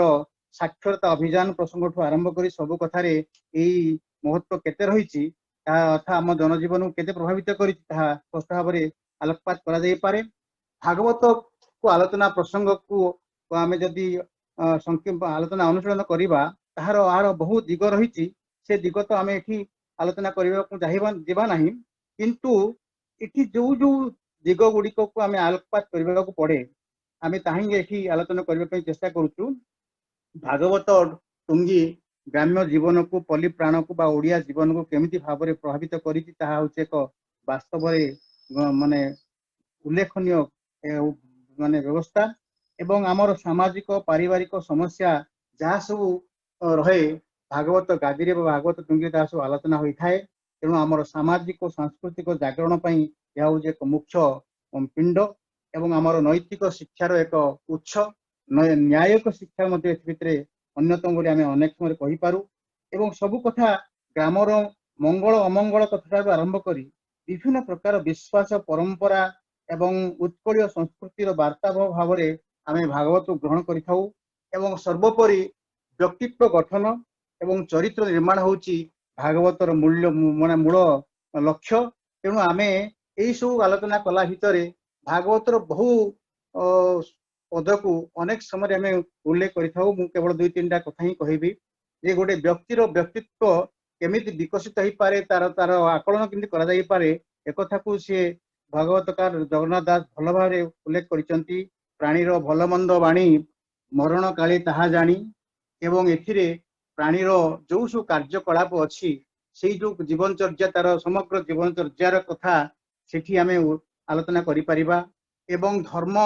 करी केमती धन अर्जन कले को काम हो पारिबो से कथा मध्य कहैछि। धर्म धन कार्पण्य सेवा बळे कोन असाध्य महितले जो मनुष्यर गोटे पुरुषार्थ अच्छी जो मनीष किसी सृष्टि करिवार संभावना अच्छी से जेकोसी कार्य से कले ओइष्टि असाध्य बोली किछि नाही। तेणु एक आत्मविश्वास सृष्टि करवा होची भागवतर मूल लक्ष्य। आगरु तो भाई कहिथिले जे उत्तम सांग संगे सांग जार से करे उत्तम व्यवहार। तेणु एक चारित्रिक गठनमूलक कार्यक्रम मध्य आम जीवन चर्चार एक अपरिहार्य अंग। तेणु जो माने भक्ति चेतनार गदगद हो जाती एवं भक्ति जो मानकर मूल से भी अनेक समय कहिसंती जे गोविंद नाम भेड़ा करी हेले तरीब भाव भारी। तेणु भव बारी को समुद्र को केमिति भव सागर तली हो पारिबो ता संपर्क मध्य आलोचना कराइछि। तेणु एठी मृत्यु अनिवार्य एवं से कथा एठी भी कहाइछि मर्त्य मंडले देह बही देवता हेले ही मरई। तेणु जहाँ निराड़ सत्य से सत्य कथा को भागवत आम आगरे सब प्रकाश कर आसी। तेणु विश्वास बोध हो जेकोसी कथा हो कि सबुठु बड़ तात्पर्यपूर्ण कथा होची मधुर सुरुचि वचन शुणी हरस सर्वजन अमृत विनय वचन कही तोषिब प्राणी जन। तेणु केमती आमर आचरण रे केमिति विनय वचन कहा जाई पारिबो एवं आम जीवन चर्या को केपरि भाबरे सुसंहत सुनियंत्रित करा जाई पारिबो एई कथा भागवत प्रत्येक क्षेत्र में प्रकाश पाइछि। एवं आमे कौन करि पारिले ए मर्त्य मंडल को एई आत्मार परमार्थ प्राप्ति पे परमात्मा प्राप्ति पे कार्य हो पारिबो ताहा भी से कहिसंती बुद्धि विवेक ज्ञान बळे मरण जिणी पार हेले। तेणु मृत्यु को जय करबा पई हेले अर्थात एक अमरत्व प्राप्ति पई निजर सार्थक पौरुष प्रतिपादन करबा पई हेले हमकु बुद्धि विवेक ज्ञानर एक संगम दरकार। तेणु एठी जहाँ सब एई जो सुभाषित पद गुड़िक रही ताहा आम जनजीवन को अनेक भाव प्रकाश प्रभावित कर आसी। तेणु आमे आर जीवन चर्या प्रसंग को यदि आलोचना करवा से भितर मु गोटे बहुत कथा कहवाई चाहिए। एठी से जो गुरु परंपरा जो कथा उल्लेख जोटा कि ओडिया भागवतर एक मौलिक कथा बोली आम कहू जदू राजा एवं अवधूत उपाख्यान प्रसंग होची एकादश स्कंदर सबुठ तात्पर्यपूर्ण। कारण एठी समस्ते जो मान पाखे किसी शिक्षण गुण अच्छी ताकू किपरि गुरु करा जाई पारे एवं से गुरु परंपरा रे से जहाँ जहाँ सब प्राणी हुंतु इतर वस्तु हो इतर प्राणी हुंतु बा कौन प्रकार स्थावर हो यही जो भाव जो आलोचना करिसंती सेथिरे आमे देखि परिबा जे एटा होची भागवतर एक मौलिक लक्षण। एवं भागवतकार जगन्नाथ दास यही भितरे हम जीवन चर्या को एक सुनियंत्रित सुसंजत करबा पई अधिक शिक्षा प्रदान करिसंती। एवं गोटे कथा सबुठारो उल्लेखयोग्य जे जनमंगल ही तांकर लक्ष्य थिला एवं सब सर्वमंगल आत्मकल्याण सहित जनकल्याण ही सही भागवतर मूल सबुठारो मूल बोली कहा जाई पारे। तेणु आज परिवेश रे मते शुणिबा और शुणिबा आपण मानकु शुणिबा पई दुई पद सुजोग मिलता जो मु बहुत कृतकृत्य हो पारिछि। एवं मु नारायण भाई को एवं आज आयोजक श्रीजुक्त रामचंद्र बाबू भाई को धन्यवाद अर्पण करुच्ची। एवं सुविधा मिले भागवतर अनेक दिग आलोचना परिसरभुक्त पारे। तेणु आम परंपरा रे ओडिया भागवत एक निहाती एक उल्लेखनीय अवदान। तेणु आम संस्कृति यार अपरिहार्य रही। तेणु आम भीतर थिबा जो आतिथ्य अभ्यागत कथा मध्य महाभारतर भागवतर सबुठारु उल्लेखनीय प्रीति कहीं एठी भागवत गादी भितर एमिति लोक मान आतिथ्य दिया जो मैंने आसुले बाहर एवं तमको अभ्यागत दिया जोटा कि ओडिया संस्कृति और अन्य को संस्कृति लक्ष्य करा जाई न थाए। तेणु भागवत यह आमको शिक्षा देछि। भागवत संस्कृति वृद्धि लाभ करे ताहाले ओडिया संस्कृतिर विकास घटिब एवं ओडिया जनजीवन निश्चित भाव प्रभावित हो। यही मोर इच्छा सदिच्छा तेणु आपण मान निकट में मुझे मोर विनम्रता जनाऊँगी आपण मैंने सुजोग देथिबारु धन्यवाद। माननीय श्रीयुक्त पाणिग्राही भाई आपण बहुत मूल्यवान तथ्य उपस्थापन कले। भागवत होछि हमर नैतिक शिक्षार उत्स। यह ही आम दैनन्दिन जीवन में विशेषकर व्यक्तित्व विकास रे परम सहायक। तेणु एभली भव्य शिक्षा आपण प्रदान करथिबारु आमे आपनक निकट रे कृतज्ञता ज्ञापन करूछु। अनुरोध करी लतिका बोली आनिकर बौड़ी आमको भागवत उपरे किसी तथ्य उपस्थापन करिवे, निजर मतामत रखिवे, चर्चारे सहयोग करिवे। लतिका बोली नमस्कार। लतिका बोली स्वीकार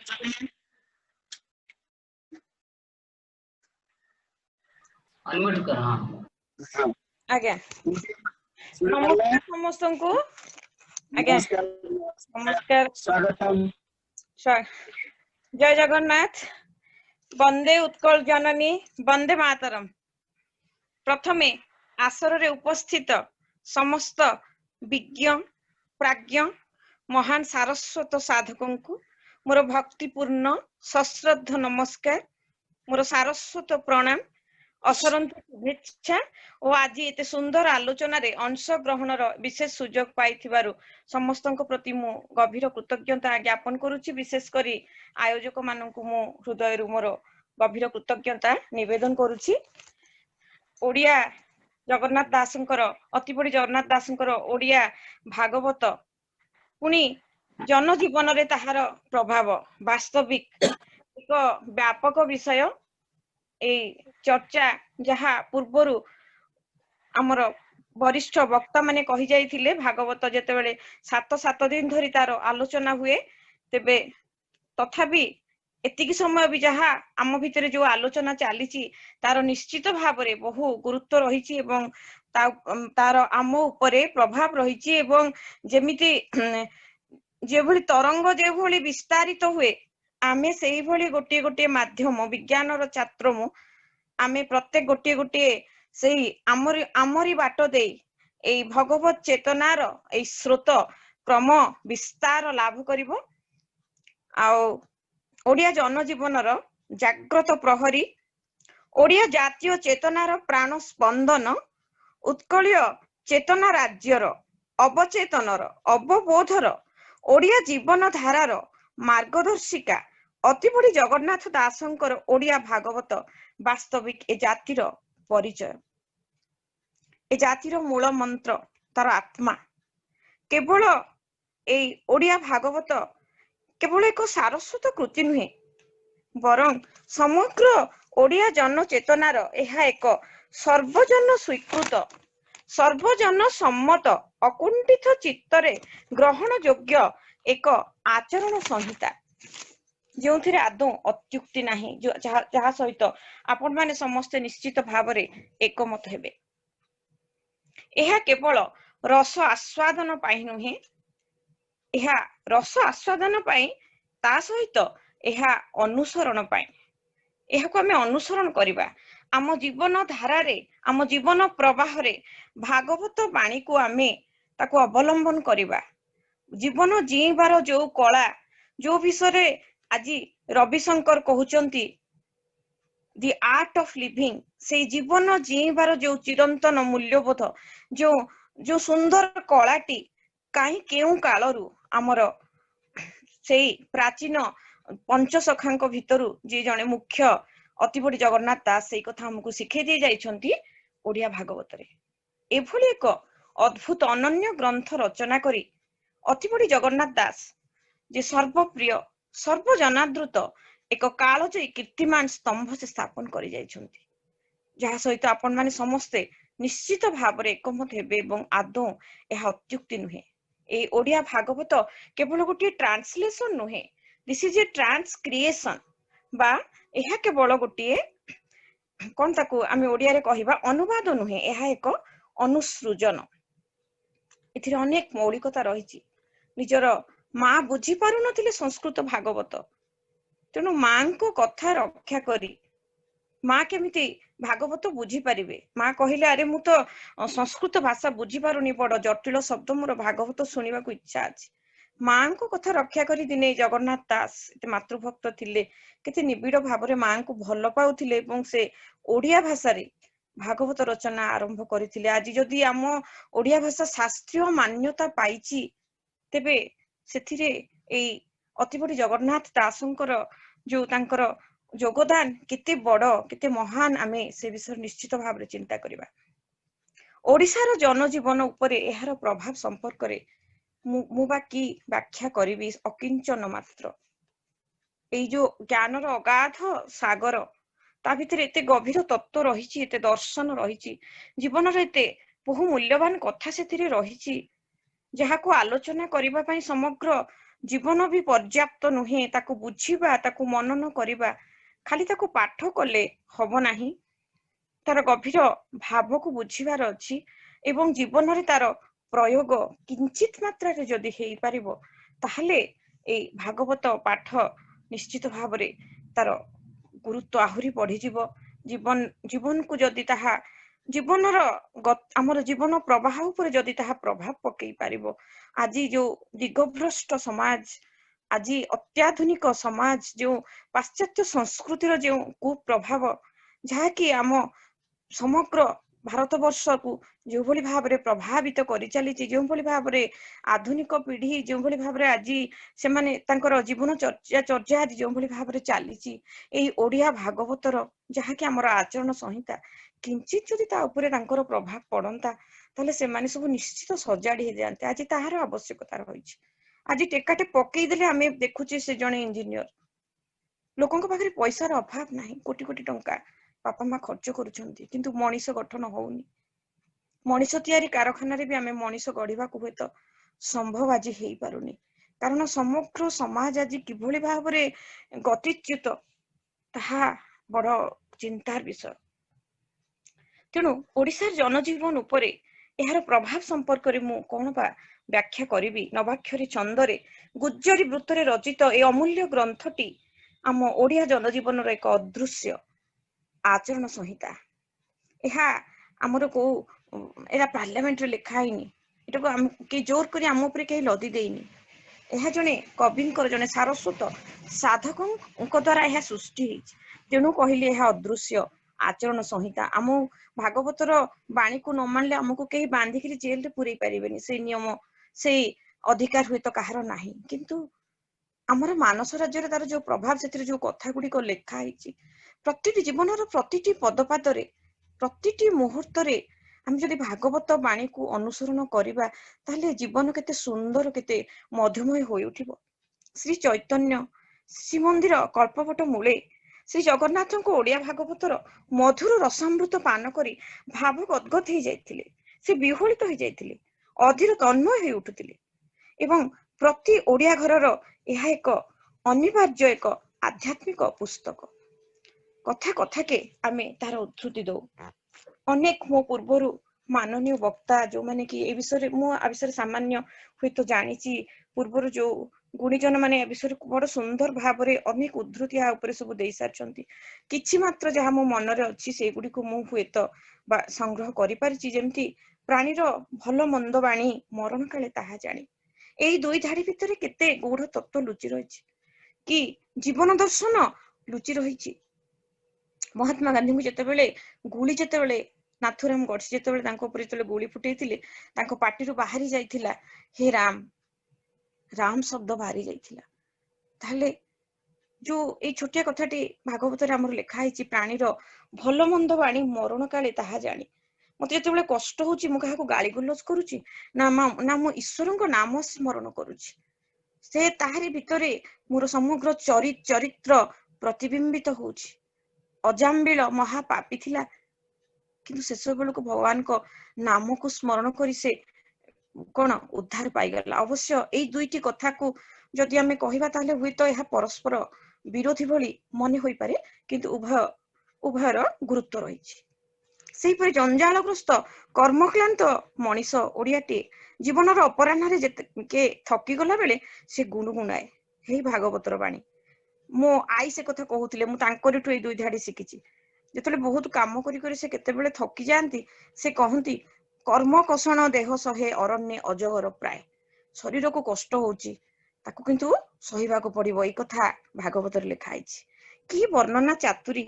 ପୁଣି ସେଥିରେ ନିହିତ ଜୀବନର କେତେ ସୁନ୍ଦର, କେତେ ଗୂଢ ଅର୍ଥ, କେତେ ଅତି ସୁନ୍ଦର ମନମୁଗ୍ଧକର ପ୍ରକାଶ ଭଙ୍ଗୀରେ ତାହାକୁ ଏଠି ପ୍ରକାଶ କରାଯାଇଛି। ଜୀବନର ପ୍ରତିଟି ପଦପାଦରେ ଆମ ଓଡିଆର ହୃଦୟରୁ, ତାର ମୁଖରୁ ସ୍ୱତଃ ଝରି ଆସେ ଓଡିଆ ଭାଗବତରୁ ପଦେ ପଦେ। ସତେ ଯେପରି ତାର ମନଭୂମିରେ, ତାର ମାନସ ରାଜ୍ୟରେ ଓଡିଆ ଭାଗବତ କେତେ ଦୃଢ ଭାବରେ ଆସ୍ଥାନ ଜମି ବସିଛି। ଶହ ଶହ ବର୍ଷ ଧରି ଏ ଜାତିର ସେ ହଉଛି ପରିଚୟ,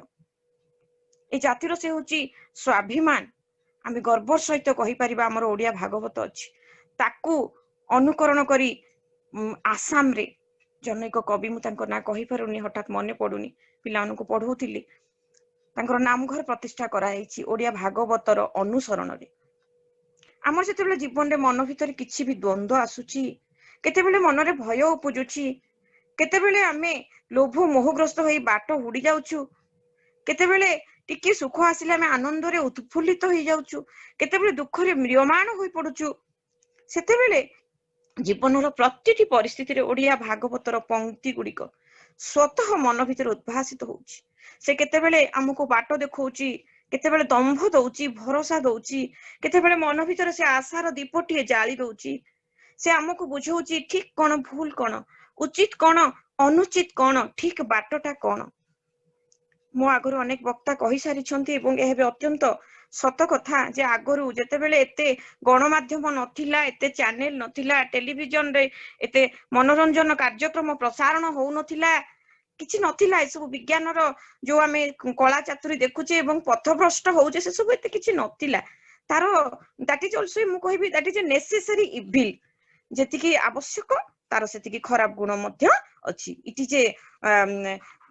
is a good servant but A bad master. ଆମ ବିଜ୍ଞାନ ତ ଆଗରୁ କିଛି ନଥିଲା। ଚଷା ଭାଇଟିଏ, ବିଭିନ୍ନ ଜାଗାରେ କାମ କରୁଥିବା ଲୋକମାନେ ସନ୍ଧ୍ୟାବେଳେ ଭାଗବତ ଟୁଙ୍ଗିରେ ଏକାଠି ହଉଥିଲେ, ଭାଗବତର କିଛି ଅଧ୍ୟାୟ ଶୁଣୁଥିଲେ, ବଡ ମନ ଧ୍ୟାନ ଦେଇ ଶୁଣୁଥିଲେ। ପରସ୍ପର ସହିତ ସେଇଠି ହଉଥିଲା ମନ ଖୋଲା ଗପସପ, ସେଇଠି ହଉଥିଲା ଭାବର ଆଦାନ ପ୍ରଦାନ। ଲଘୁ ପରିହାସରେ ମନ ହାଲୁକା ହୋଇଯାଉଥିଲା। ଜୀବନର କେତେ କେତେ ଜଟିଳ ସମସ୍ୟାର ସମାଧାନର ସୂତ୍ର ମିଳି ଯାଉଥିଲା, ଆଉ ସନ୍ଧ୍ୟା ହୋଇ ଉଠୁଥିଲା ସରସ ମଧୁର। ଏବେ ଏବେ ଗୋଟିଏ ଘରେ ଆମେ ସମସ୍ତେ ଏଇ ଯନ୍ତ୍ରଟିକୁ ଧରିକି ବସିଛେ, ଆଉ ମନ ଖୋଲା ଆଳାପ ନାହିଁ। ଆମେ ସମସ୍ତେ ଆତ୍ମକୈନ୍ଦ୍ରିକ ହୋଇ ଉଠିଛେ, ଅହଙ୍କାରୀ ହୋଇ ଉଠିଛେ, ସେଇ ସରଳ ସ୍ୱଭାବ ଆମ ଭିତରେ ନାହିଁ। ତେବେ ସରକାରୀ ପ୍ରୋତ୍ସାହନରେ ବିଗତ କିଛି ବର୍ଷ ହେଲା ସରକାର କିଛି କଣ 25,000 ଟଙ୍କା ଲେଖେ କଣ ଦଉଛନ୍ତି, ଏମିତି ଗୋଟେ ଶୁଣିଥିଲି। ଗାଁ ଗାଁରେ ପୁଣି ଖୋଲିଲାଣି ଭାଗବତ ଟୁଙ୍ଗି, ଯାହାକି ଏକ ସାଧୁ ଉଦ୍ୟମ, ଯାହାକି ପ୍ରଶଂସା ଯୋଗ୍ୟ। କିନ୍ତୁ ପୁଣି ଥରେ ତା ଭିତରେ ଆତ୍ମୀୟତା ଜମି ଉଠୁ ଏବଂ ଭାଗବତର ଚର୍ଚ୍ଚା ହଉ। ଆଉ ଖୁବ କମ ସମୟରେ ମୁଁ ସାରିବି। ଆଜ୍ଞା, ଆଉ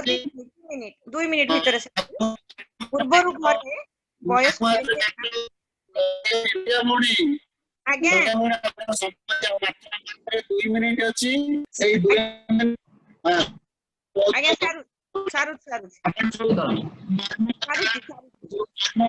କହିଲେ ତାକୁ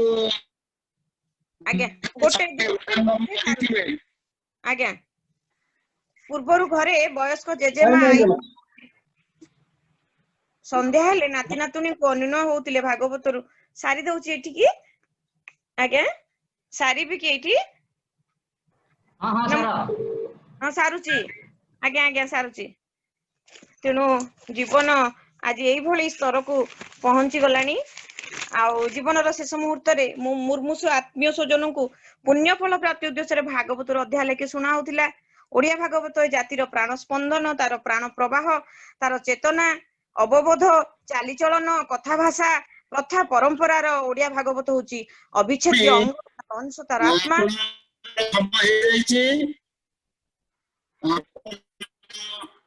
ବହୁତ ବହୁତ ଧନ୍ୟବାଦ। ଆପଣ ଯୋଉ ମୂଲ୍ୟବାନ କଥା କହିଲେ ଯେ ଆମର ଓଡିଆ ଭାଗବତ शास्त्रीय मान्यता ओडिया भाषा को देइछि कहले अत्युक्ति हमनी आकु दिगभ्रष्ट समाज एक अमोघ अस्त्र। तेणु आम निश्चित भागवत प्रति उत्साही हवा लोक अनुरोध करुची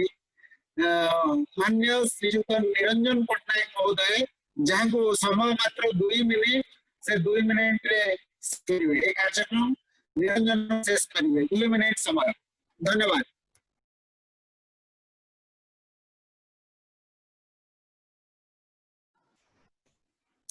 निरंजन भाई सुनी पारुछंदी? हाँ मु सुनी पारुछि। आज्ञा आज्ञा। अच्छा ए भागवत सप्ताह रो उद्योक्ता बंधुगण मु सेवानिवृत्त प्राध्यापक निरंजन पट्टनायक आपण गहन रे आमर पवित्र ग्रंथ ओडिया जनजीवन और वेद माने इंग्रेज माने ख्रीष्ट धर्मावलंबी माने जो भली बाइबल को गुरुत्व दौचंती, इस्लाम धर्मी माने जो भली कुरान को गुरुत्व दौचंती, आमर जगन्नाथ संस्कृतिर ओडिया बंधु माने भागवत उपरे सेति गुरुत्व दौचंती। ये भागवत होची केवल आमर गोटे धर्म ग्रंथ नुह किंबा भक्ति ग्रंथ नुह, ये होची एक व्यवहारिक वेद। इथे केवल धर्म कथा नहीं, जो भागवत टुंगी अतीत रे थिला से एकाधारा रे ग्राम्य विद्यालय, सभागृह, पुस्तकालय, विचारालय, समवाय ऋण समिति, नैश्य विद्यालय और अतिथिशाला थिला। सेठी पिला मानकर प्राथमिक शिक्षा जोटा कि आमर प्राबंधिक जगबंधु सिंह कहले प्राचीन उत्कल रे जे जो पिलाए अध्याय भागवत पढ़ी पारला से पिलार अक्षर शिक्षा समाप्त है। तेणु यही जगन्नाथ दास भागवत एभली भाव रे सब साबल सरलील माने साबल एते एभली भाव रे सरल भाव रे ताकू लेखिचंती जे सेटा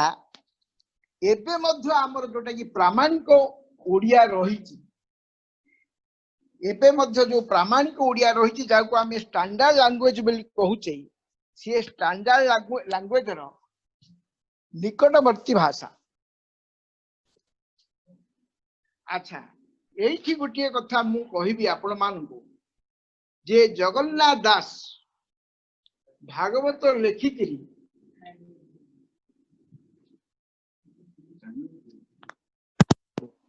भागवत लेखिकिरी ओडिया मानकु केवल प्राथमिक शिक्षा देई नाहंती, दिव्य ज्ञान देइचंती। आमर वेद गीता रहिछि, जो धर्म ग्रंथ रहिछि, जो नीति बाणी रहिछि, आमे वर्तमान धर्म कहिले साधारणतः सांप्रदायिकता बुझुछु, किंतु धर्मर प्रकृत अर्थ सेया नुह। धारयति इति धर्मः अर्थात जे आमको धरिकी रखिछि, आम्भ मानकर नैतिक स्खलन को बाधा दउछि, आम्भ माने पड़ी जिबा उपरे बाधा दउछि, सी होछि धर्म।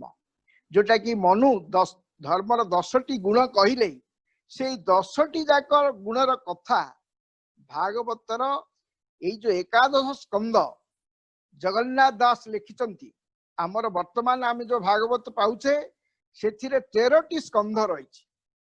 किंतु जगन्नाथ दास 11टी स्कंध ही लिखिथिले। काहेकि एकादश स्कंद रे श्रीकृष्णकर महाप्रयाण घटिला, महाप्रयाण परे आउ कृष्ण चरित भागवत कही दास जगन्नाथर कहिबार आवश्यकता नथिला। सेइथिरे से भागवत इतिश्री करथिले। परवर्ती काल रे महादेव दास 12 स्कंद लिखिले एवं विप्र दिवाकर दास 13 स्कंद लिखिकिरी आम वर्तमान में ओडिया भागवतर 13टी स्कंद देखिबा को पाउछे। किंतु जाहु एकादश स्कंद होची जगन्नाथ दासंकर सर्वश्रेष्ठ ग्रंथ सर्वश्रेष्ठ स्कंद आमर जहा किछि भारतीय जनजीवन आमर प्राच्य संस्कृतिर आमर हिंदू धर्म दर्शन जहा किछि दार्शनिकता रही जहा किछि नीतिबाणी रही जहा किछि व्यवहारिक ज्ञान रही जहा किछि धर्म ज्ञान रही सबु जाक को एकत्रित करी सी द्वादश स्कंद रे प्रकाश कर आमे भागवत पढ़िले केवल धर्म कथा जानिबानी भक्ति कथा जानिबानी किंबा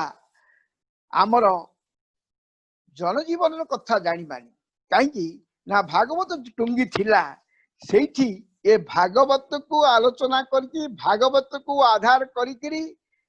ग्रामर न्याय निष्पत्ति मध्य भागवत टुंगी रे हेउतला एवं सेठी पाई सेठी कहले काकू दंड दिया जिवो काहाकू क्षमा करा जिवो से मर्मरे जगन्नाथ दास कहले दंडीवा शक्ति जार थाई से पुणी क्षमा आचर पुणी की दोष कले कौन दंड मिलिबो से सब गुड़ा को भागवत रे एकत्रीभूत करा जायछि आज आमर ओडिया भाषा आज बंचिछि आज ओडिया भाषा आमर शास्त्रीय मान्यता पाइला यार प्रधान कारण हेउछि जगन्नाथ दासंकर भागवत ओडिशा रे जदि सबुठार जनप्रिय कौन से ग्रंथ थाए से ग्रंथ हेउछि जगन्नाथ दासंकर भागवत कहीं ना एथिरे से केवल धर्म कथा कही नाहंती केवल नैतिकता कथा कही नाहंती आमर व्यवहारिक ज्ञान पुत्र पिता प्रति की व्यवहार करिबो बाप माँ पुओ बहु प्रति की कर्तव्य करिवे समस्तंकर कर्तव्य एवं दायित्व बोध प्रत्येक कथा भागवत रे लिपिबद्ध होइछि तेणु जगन्नाथ दास आमर जंती प्राचीन मध्ययुगीय भारत रे संत तुलसीदास कबीर नानक एमाने थिले सेही भली जणे प्रसिद्ध ओडिशार संत हेउचंती अति बड़ी जगन्नाथ दास जगन्नाथ दासंकर भागवत एबे मध्य लोकंकर जनजीवन रे रहिछि ओडिशार कौनसी ओडिया लोक ओडिया भाषा भाषी व्यक्ति एमती कही नाहंती जे जगन्नाथ दासंकर भागवत अंतत पदे मध्य जानी नाहंती माने आमर जहा किछि प्रत्येक गाँ गहली रे जो ढगढमाली कुहा जाउची जो प्रवचन कुहा जाउची जो किछि सदुक्ति कथा कुहा जाउची सेछुरु 199 भाग जगन्नाथ दासंकर भागवतर बाणी सेठी जो कहले जे प्राणी रो भल मंद मानी मरण काले ताहा जानी बा हमर कुहा जाईची धन अर्जिले धर्म करी धर्मे प्राप्त नरहरि पुणी कुहा गला धन अर्जने दुखे अर्जित जेते धन से नुहे सुखे प्रयोजन अर्थात यार कई भिन्न भिन्न अर्थ करती अर्थात जो अन्य को दुख देकरी अन्य प्राणी रे अन्यर प्राण रे कष्ट देकरी अन्य को संतापित करी जो धन अर्जन करा जाए से धन केबे हेले तो मनुष्यर कल्याण लागेनी किंबा से लोकर व्यक्तिगत जीवन में मध्य से धन कौन से प्रकार कार्य लागे ना यही कथा बुझेवा पाई से केड़े सुंदर अति सरल भाषा रे जे संस्कृत व्यासदेव संस्कृत रे भागवत लिखिले माने जगन्नाथ दास जो भली भाबरे सरल भाबरे ताकू भाषांतर आतक्ता में भाषांतर कहि परिबा नहीं ये मूल भागवतर भावानुवाद अनेक विषय से स्वतंत्र विषय मध्य यही भागवत रे स्थानित करिसंती तेणु भागवत एक मर्मानुवाद हेले मध्य एथिरे जगन्नाथ दासंकर यथेष्ट किछि स्वातंत्र्य रही यथेष्ट किछि मौलिकता रही से मौलिकता भितर आमे देखिबा जे दशम स्कंद रे सी गोटे वृंदावती चरित्र आनिक उपस्थापित कर जोटा कि मूल भागवत रे बधु बोलिकी केवल वर्णना करा जायछि जे एठे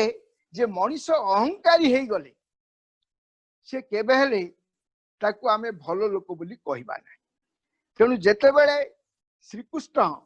एकांत रे वृंदावती की लेकिरी जाइचंती सेथिरे ता मनरे अहंकार आसी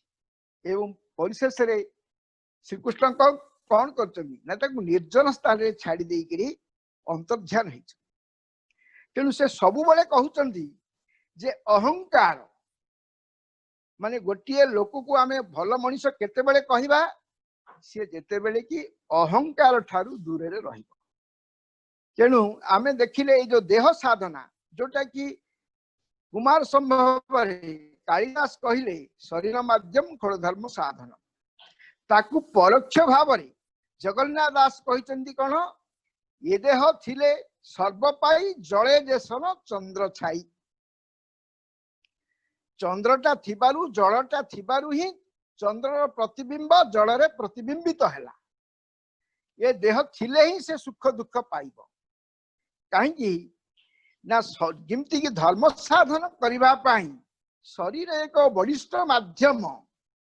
सेति पाई गोटे लोक सब किछि भल मंद कार्य करिबा पाई विशेषतः उचित कार्य करिबा पाई तार अंतत देह को प्राण को बंचै की रखिबा को पड़िबो पुनी आउ गोटे कहिले किए महत लोक ना जे प्राणी बंचे परहिते से जो प्राणीटा अन्य मानकर उपकार पाई जगतर मंगल पाई कल्याण पाई जे जीवन धारण करिछि सेई लोकटे ही सबुठारु श्रेष्ठ लोक जोटा कि महाभारत कहा जाइछि व्यासदेव कौन कहिले ना आमर स्वर्ग कहिले एवं नरक कहिले स्वर्ग बोली काहाकू कहिबा ना परोपकाराय स्वर्गाय परर उपकार करिबाटा हेउछि स्वर्ग किंतु अन्यर अनिष्ट साधन करिबाटा हेउछि नरक यही से गोटिए कथा ताकू से परोक्ष भाव रे कहिले जे व्यासदेवंकर जो महाभारतर निर्यास ताकू से कहिले जो प्राणीटा अन्य पाई जीवन धारण करछि जगतर कल्याण पाई जीवन धारण करछि परर हित पाई निजको उत्सर्गीकृत करछि सेई लोकटे ही श्रेष्ठ जन पुणी आउ जो कथा कहिले प्रत्येक कथा रे जे जे मनुष्य भितरे पुत्र भितरे पूर्वरु मोर पूर्ववर्ती वक्ता कहिले जे तीन प्रकार पुत्र अछंती उत्तम पुत्र मध्यम पुत्र एवं अधम पुत्र उत्तम पुत्र कौन ना जे बापा ताकू कहिबा को पड़ेनी रामचंद्र को दशरथ केबे हेले कहि नथिले जे तू वनवास करे किंतु रामचंद्र निजे विचार कले मु जदि वनवास न करिबी ताहेले पिता जो प्रतिश्रुति देइचंती पिता जो सत्यबोध हेइचंती से सत्य पथरु विच्युत हेबे सेति पाई दशरथ बरम तांकू कहिथिले तू मो विरुद्ध रे विद्रोह करिगिरी राज सिंहासन अधिकार करे किंतु रामचंद्र ता कले नाही से तांको पिता को सत्यवादी भाव में प्रमाणित करबा पाई तांकर प्रतिश्रुतिर सुरक्षा पाई से निजे निजे बण को जीवा पाई वनवास दंड भोगिबा पाई प्रस्तुत हेले मध्यम पुत्र किए ना बापा जो कथाटा कहबा तत्क्षणाते करदब बापर मन जानी बा कोटा करिबा उचित से भली कार्य करबा होची उत्तम पुत्र कार्य किंतु मध्यम पुत्र के ना से कहिला पर कर किंतु अधम पुत्र बापा कहिले मध्य करे नाही तार विपरीत आचरण करे आमे इमती एक समय आज पहुंचे जोठी की नैतिकता बोली किछि नाही धर्म बोली किछि नाही आमे धर्म कहिले संप्रति सांप्रदायिकता को बुझुचे धर्म कहिले हिंदू धर्म इस्लाम धर्म बौद्ध धर्म ख्रीष्ट धर्म किंतु सबु धर्मर मूल निर्यास गोटे कथा सी हूँ मानव धर्म। निरंजन भाई हाँ भाई निरंजन भाई बहुत हाँ कहले हाँ माने ओडिया भागवत होची हमर जेमति कि क्रिश्चियन मानकर बाइबल बा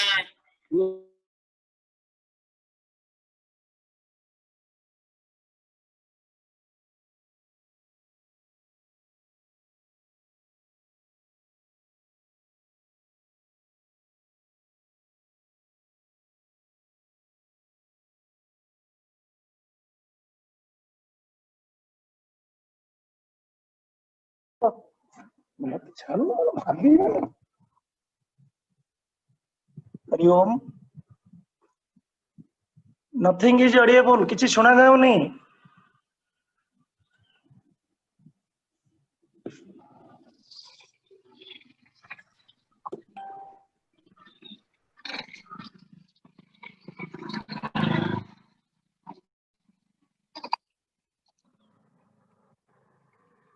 वर्तमान मु माननीय संतोष भाई को अनुरोध करी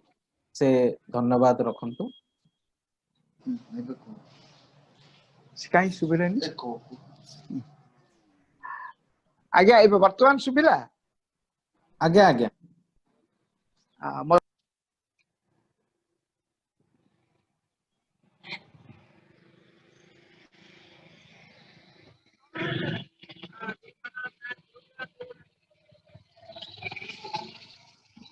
संतोष भाई आपण ए धन्यवाद प्रस्ताव रखंतु।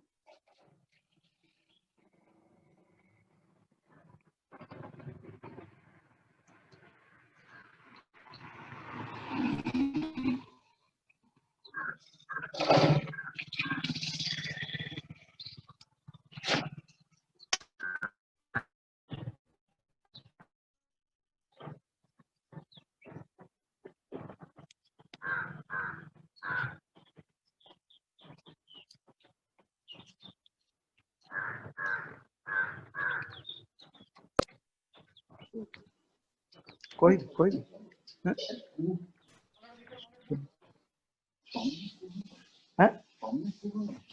हाँ आज्ञा वर्तमान कहबी ना कौन वर्तमान शुभुची आज्ञा जोगाजोग हाँ देखा जो जोगाजोग हो पारुनी आज्ञा कोंतो हाँ ये जो भागवत टी ये आमर गोटे आचार आचार संहिता ओडिया मानकर चलनी ओडिया मानकर भाषा एबे मध्य आमे जो भाषा कहूचे आज की दीर्घ आज्ञा आज की दीर्घ 500 वर्ष तले जगन्नाथ दास भागवत रचना करथिले मध्य आमर संप्रति आम जो कथित भाषा रही से कथित भाषार सबुठारु निकटतम भाषा होची भागवतर भाषा। आज ओडिया भाषा शास्त्रीय मान्यता पाइछि तार मूल हेतु हेउची भागवत। जगन्नाथ दास श्रीमद् भागवत को एई भली भाबरे सरल भाबरे सर्वजन्य भाबरे एवं मार्जित भाषा रे ताकि न लिखिति आज्ञा